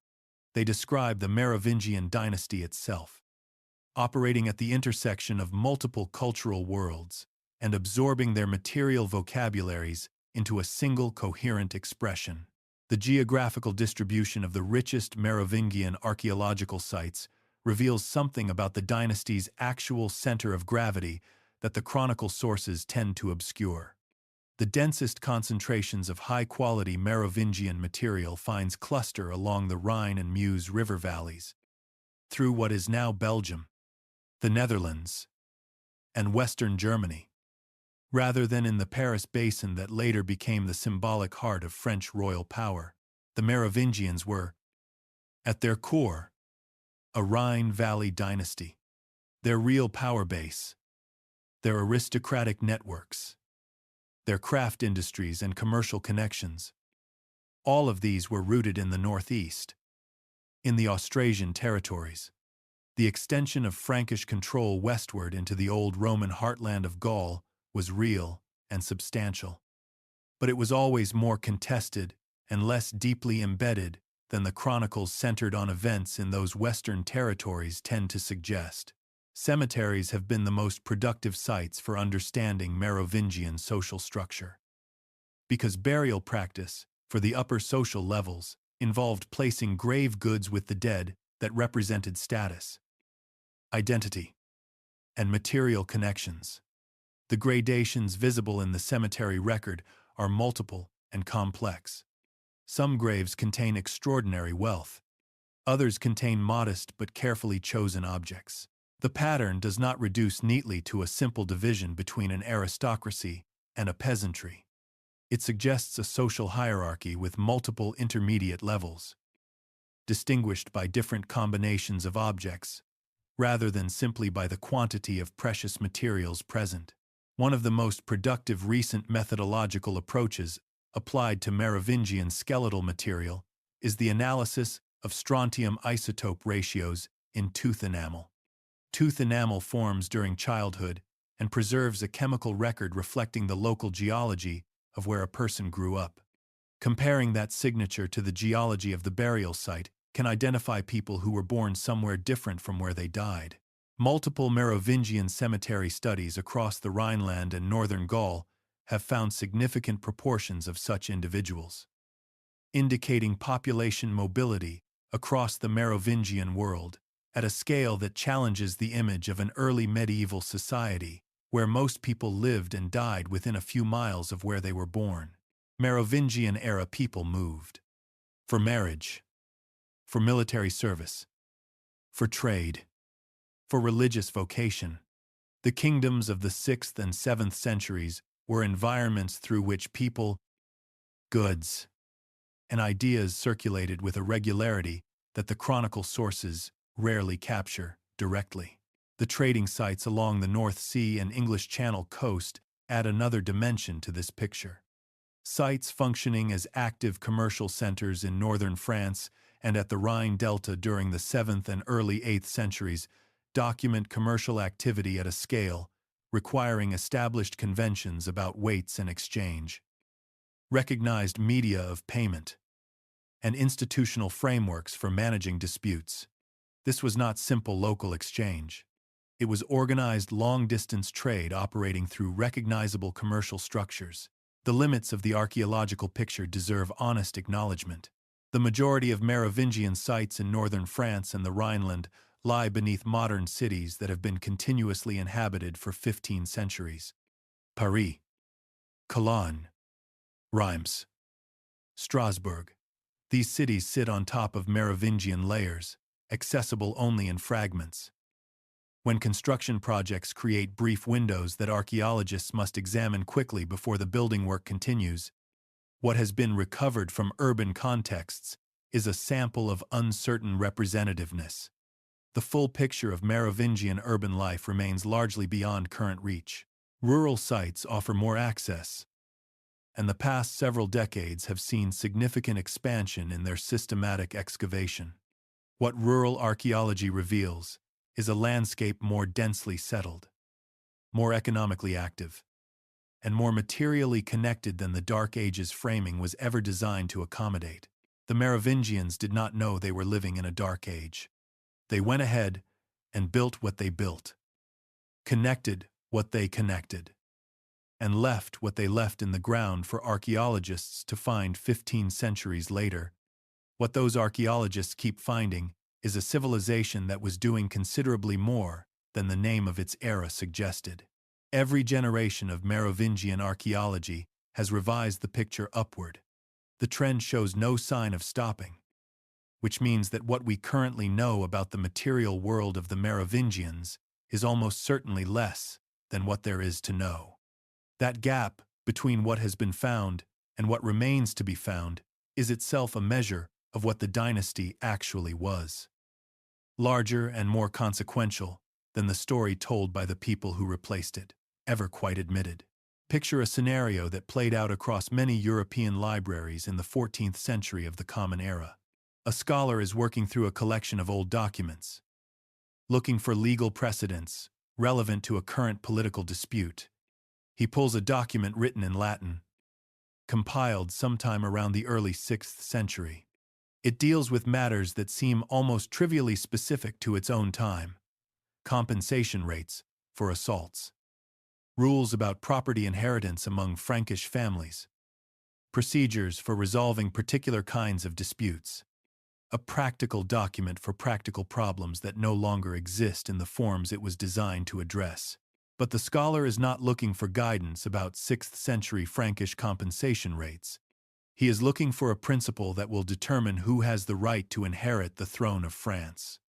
And in this old document, in a provision about who can inherit Salic land, he believes he has found it. He is about to help contribute to a war that will last 100 years. That scenario, a 14th century legal argument reaching back to a 6th century Frankish law code to resolve a dynastic succession dispute, is the Merovingian legacy in its clearest and most unexpected form. Not a monument with a name on it, not an institution that consciously traces its founding to the dynasty, but a document written by people who were solving immediate practical problems, absorbed into the structure of European legal thought across 9 centuries, and then retrieved to shape a conflict that none of its authors could have imagined. This is the kind of legacy the Merovingians actually left. Not the obvious kind that announces itself, but the absorbed kind. The kind that becomes so thoroughly part of the structure of what followed that the structure itself stops being recognizable as an inheritance. Consider what Charlemagne was actually building on. The great Carolingian emperor, crowned in Rome on Christmas Day of 800 of the Common Era, is the conventional hinge between the ancient world and the medieval one. The popular narrative casts him as the man who put Western Europe back together and gave it the institutional shape that would define it through the High Middle Ages. That narrative is not wrong, but it is incomplete in a way that distorts the actual history. The Europe that Charlemagne ruled was not a blank surface. It was a landscape already shaped by 2.5 centuries of Merovingian governance. The territorial distributions that Frankish warfare had produced The ecclesiastical structures that Merovingian royal patronage had helped to establish, the relationships between crown and church that the alliance Clovis initiated, had developed across generations. Charlemagne built magnificently on all of this. But he was building on a foundation. And the foundation was largely Merovingian. Start with geography. The division of the Merovingian kingdom into Austrasia in the east and Neustria in the west reflected a genuine cultural and linguistic difference that had existed in Gaul before the Franks arrived, and that Frankish governance consolidated. Across 2 centuries, Austrasia was predominantly Germanic in culture and language. Neustria was more thoroughly shaped by the Latin-derived culture of the former Roman province. The boundary between these zones was not sharp and shifted across different periods. But the underlying difference was real and durable. When the Carolingian Empire was divided among Charlemagne's grandsons by the Treaty of Verdun in 843 of the Common Era, the partition roughly followed lines that the Merovingian east-west division had anticipated. The western kingdom that became France corresponded broadly to the old Neustrian and Burgundian territories. The eastern kingdom, that eventually became the core of what we now call Germany, corresponded broadly to the old Austrasian territories and the Germanic lands beyond the Rhine. This is not a claim of direct causation. The Treaty of Verdun was responding to 9th-century political realities, not mechanically reproducing a Merovingian template, but those 9th-century political realities were themselves shaped by cultural and institutional differences that the Merovingian period had consolidated across 2.5 centuries. The boundary between France and Germany was not drawn in 843. It was traced gradually across a much longer period in which the Merovingian centuries played a significant part. Now, picture a bishop's seal pressed into wax on a land charter, somewhere in northern France. In the 11th century, that seal represents an institution, the bishopric, whose boundaries were drawn during the Merovingian and early Carolingian periods, and whose administrative reach had been, since the 6th century, one of the most stable and consistent forms of local governance available. Royal power fluctuated. Noble families rose and fell. Military control of territory changed hands through war and inheritance. Episcopal sees remained. Their boundaries, resources, and institutional continuity provided a fixed framework within which the more fluid secular politics of the medieval world operated. The network of bishoprics, organized across Frankish territory during the Merovingian period, helped create the administrative skeleton of the medieval Western Church. The map of medieval European dioceses, which persisted in many areas until the Reformation, and in some cases beyond it, was largely a Merovingian and early Carolingian creation. Back to the 14th century scholar and his law code. The Salic law that Clovis commissioned around 507 of the Common Era was not sophisticated legislation. It dealt primarily with compensation schedules for violence and property disputes. Its immediate legal content was substantially superseded within a century by Carolingian and later medieval legal developments. But the provision excluding women from inheriting certain categories of Frankish land acquired, 9 centuries after it was written, an importance that no one involved in drafting it could have imagined. When the French crown faced a succession crisis and legal theorists needed a precedent for excluding female claimants from the throne, they reached back to this document. The interpretation was contested and was arguably a misapplication of a provision never intended to govern royal succession, but it became part of the legal foundation of the French position in the dynastic arguments that produced the 100 Years' War between France and England, a conflict lasting from 1337 to 1453 of the Common Era, that killed hundreds of thousands of people and produced, among other things, the figure of Joan of Arc. A document compiled for a Frankish chieftain dealing with local property disputes in 507 of the Common Era became, 9 centuries later, part of the legal architecture of a war that reshaped Western Europe. The relationship between the Frankish crown and the papacy that the Merovingians built and the Carolingians transformed generated consequences running even further forward. The arrangement of 751 of the Common Era, in which church anointing was required for royal legitimacy, introduced an ambiguity about the relative authority of sacred and secular power that European institutions spent the next 500 years trying and failing to resolve. The investiture controversy of the 11th century, the conflict between Pope Gregory VII and Holy Roman Emperor Henry IV over episcopal appointments, was part of this longer unresolved argument. One distant consequence of the ambiguity that the Merovingian church alliance had built into European political thought from the beginning. And then there are the bees. Napoleon Bonaparte stood in Notre Dame Cathedral in 1804 of the Common Era, wearing coronation robes embroidered with the golden bees from Childeric I's tomb. He had designed the ceremony specifically to connect his new empire to the deepest roots of French royal tradition, reaching past the Carolingians and the Capetians to claim the original source. The bees that a Germanic chieftain had been buried with in 481 of the Common Era were still doing political work 13 centuries later.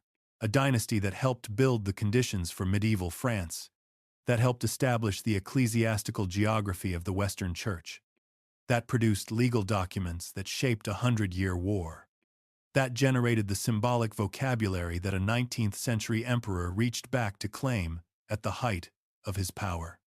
That dynasty left almost nothing with its name on it. They built things that lasted. They built them in ways that made the building invisible. And the invisibility is the most accurate measure of how thoroughly their work was absorbed into everything that came after them. It is entirely possible that somewhere in a monastery archive in northern France, there is a manuscript that has not been read since the 9th century, not because it was deliberately hidden, simply because the monastery that holds it has accumulated thousands of documents across 15 centuries, most of which have never been fully catalogued, and the specific document that might clarify something important about the late Merovingian period sits in a box with dozens of others, waiting for a researcher who has not yet arrived, asking a question that has not yet been precisely formulated. This is not a romantic wish for a dramatic discovery. It is a description of the actual state of early medieval documentary research. Archives are still being opened. Documents are still being read for the first time in centuries. The picture of the Merovingians that scholarship currently holds is not the final picture. It is the picture that the evidence examined so far supports. And there is good reason to believe that evidence not yet examined will change parts of it. With that as a frame, consider the questions that the evidence currently available cannot answer. The first and most fundamental is the one the dynasty raises from its very beginning. Who was Merovec? Gregory of Tours records a mythological origin for the dynasty's founding ancestor, a man born from both a Frankish king and a creature of the sea. No serious historian reads this as biological fact, but the historical question underneath the mythology is genuine. Did a real person named Merovec exist, from whom the dynasty took its name and its foundational story? Or was the figure a retrospective construction, a genealogical fiction created to give the royal line an impressive origin after the family was already established in power? The evidence does not allow a confident answer in either direction. Frankish genealogical tradition preserved names and kinship relationships that have sometimes been partially confirmed by independent evidence, which suggests the tradition had some connection to historical reality. But the specific Merovec story, with its mythological content and its obvious political function, has the character of a constructed narrative rather than a preserved memory. The honest position is that we do not currently know, and the available evidence does not clearly favor either possibility. The second major open question concerns how Merovingian governance actually worked in practice. At the levels below the dramatic events that made it into the chronicles, the sources describe the ceremonial and symbolic dimensions of Merovingian kingship with considerable detail. because those dimensions connected most directly to the theological frameworks within which the sources operated. What is much less clear is how decisions were actually made, how disputes were resolved in the ordinary flow of daily life, and what governance looked like in the long stretches between military campaigns and succession crises. These questions cannot be answered without documentary evidence that the Merovingian period did not produce in the forms that have survived. The administrative record is far thinner than the Carolingian one that followed it, and the gap is itself significant. The third open question haunts the middle and later parts of the dynasty's history. What did the Merovingian kings of the later period actually understand about their situation? Einhard presents them as passive, perhaps comfortable in their ceremonial irrelevance. That presentation served Carolingian interests in ways that should make careful readers cautious about accepting it. But the alternative account of active resistors, whose efforts were systematically suppressed and erased from the record, is also not clearly supported by the available evidence. The most defensible position is probably that individual kings varied considerably, that some may have been genuinely passive, while others attempted to reassert authority with unrecorded results, and that the structural forces producing Carolingian dominance were operating at a level no individual king could have reversed alone. But this is a reading based on general knowledge of how institutional power operates, not on specific evidence about specific individuals. The specific evidence is thin, and we should not mistake the plausibility of a general model for confirmation of any particular historical claim. The fourth open question is where modern science has begun making progress without yet producing decisive results. Ancient DNA analysis has transformed the study of early medieval European populations. Studies of ancient genomes from sites across the continent have produced detailed pictures of population, movement, and admixture that complement and sometimes challenge what the documentary sources suggest. For the Merovingian period specifically, ancient DNA work has begun to illuminate the genetic composition of the Frankish population and the degree of biological mixing between Frankish settlers and the Gallo-Roman populations they governed. What has not yet been produced is a confirmed genetic profile of the Merovingian royal line itself. The Childeric, the first tomb, the obvious starting point for such a project, had most of its physical material stolen in 1831 of the Common Era. Other potential royal burial sites face challenges of location, preservation, and access that make ancient DNA extraction difficult or currently impossible. The methodology continues to improve rapidly. New sites are being identified and excavated. The application of ancient DNA analysis to confirmed Merovingian royal material, if and when it becomes available, has real potential to answer questions about family relationships and biological ancestry that no documentary source could address. The fifth question is the one that no scientific method can fully resolve, because it is about interior experience rather than material evidence. What did the Merovingian kings actually believe about themselves? When a Merovingian king allowed his hair to grow long, was he performing a ritual he understood as symbolic? Or was he maintaining what he genuinely experienced as a connection to something sacred?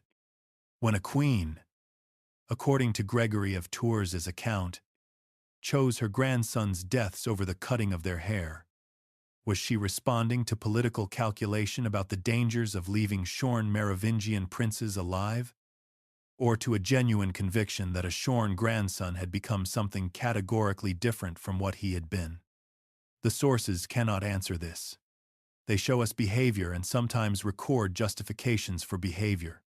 They cannot show us what was happening in the interior lives of the people they describe. We are left with the external record of a dynasty that acted as if its claims were real, that organized its governance around those claims, that lived and died by the logic those claims implied, without any way of determining whether the people inside that system believed the script they were performing or were simply performing it because it worked. The Merovingians left no diaries, no private correspondence, No personal records of any kind that have survived. What survives is the record of their public actions, and the descriptions of those actions written by people who were not them, who had their own purposes and their own ideas about what the Merovingians had been and what their story should mean. That record is rich enough to sustain serious historical inquiry and to produce the picture developed across this account. It is not rich enough to answer the deepest questions about the people at its center. That limitation is not a reason to stop asking. It is a reason to ask with appropriate humility, to hold the answers we can reach with appropriate tentativeness, and to remain genuinely open to revision when new evidence appears. In that possible archive somewhere in northern France, in a laboratory analyzing ancient genetic material from a Merovingian gravesite, in an ongoing excavation beneath a modern European city, in places like these, the evidence that will change parts of the current picture is likely waiting. Historical knowledge advances not through dramatic single discoveries but through the patient accumulation of new evidence from multiple directions. Each piece slightly adjusting the picture that all the previous pieces had produced. Childeric III walked into the monastery of Saint Bertin in 751 of the Common Era, and the record went quiet around him. Not dramatically. With the ordinary silence of someone the people in power had decided was no longer worth documenting. His name after he entered the monastery. His room. The date he died. None of it preserved by the dynasty that had used him and then set him aside.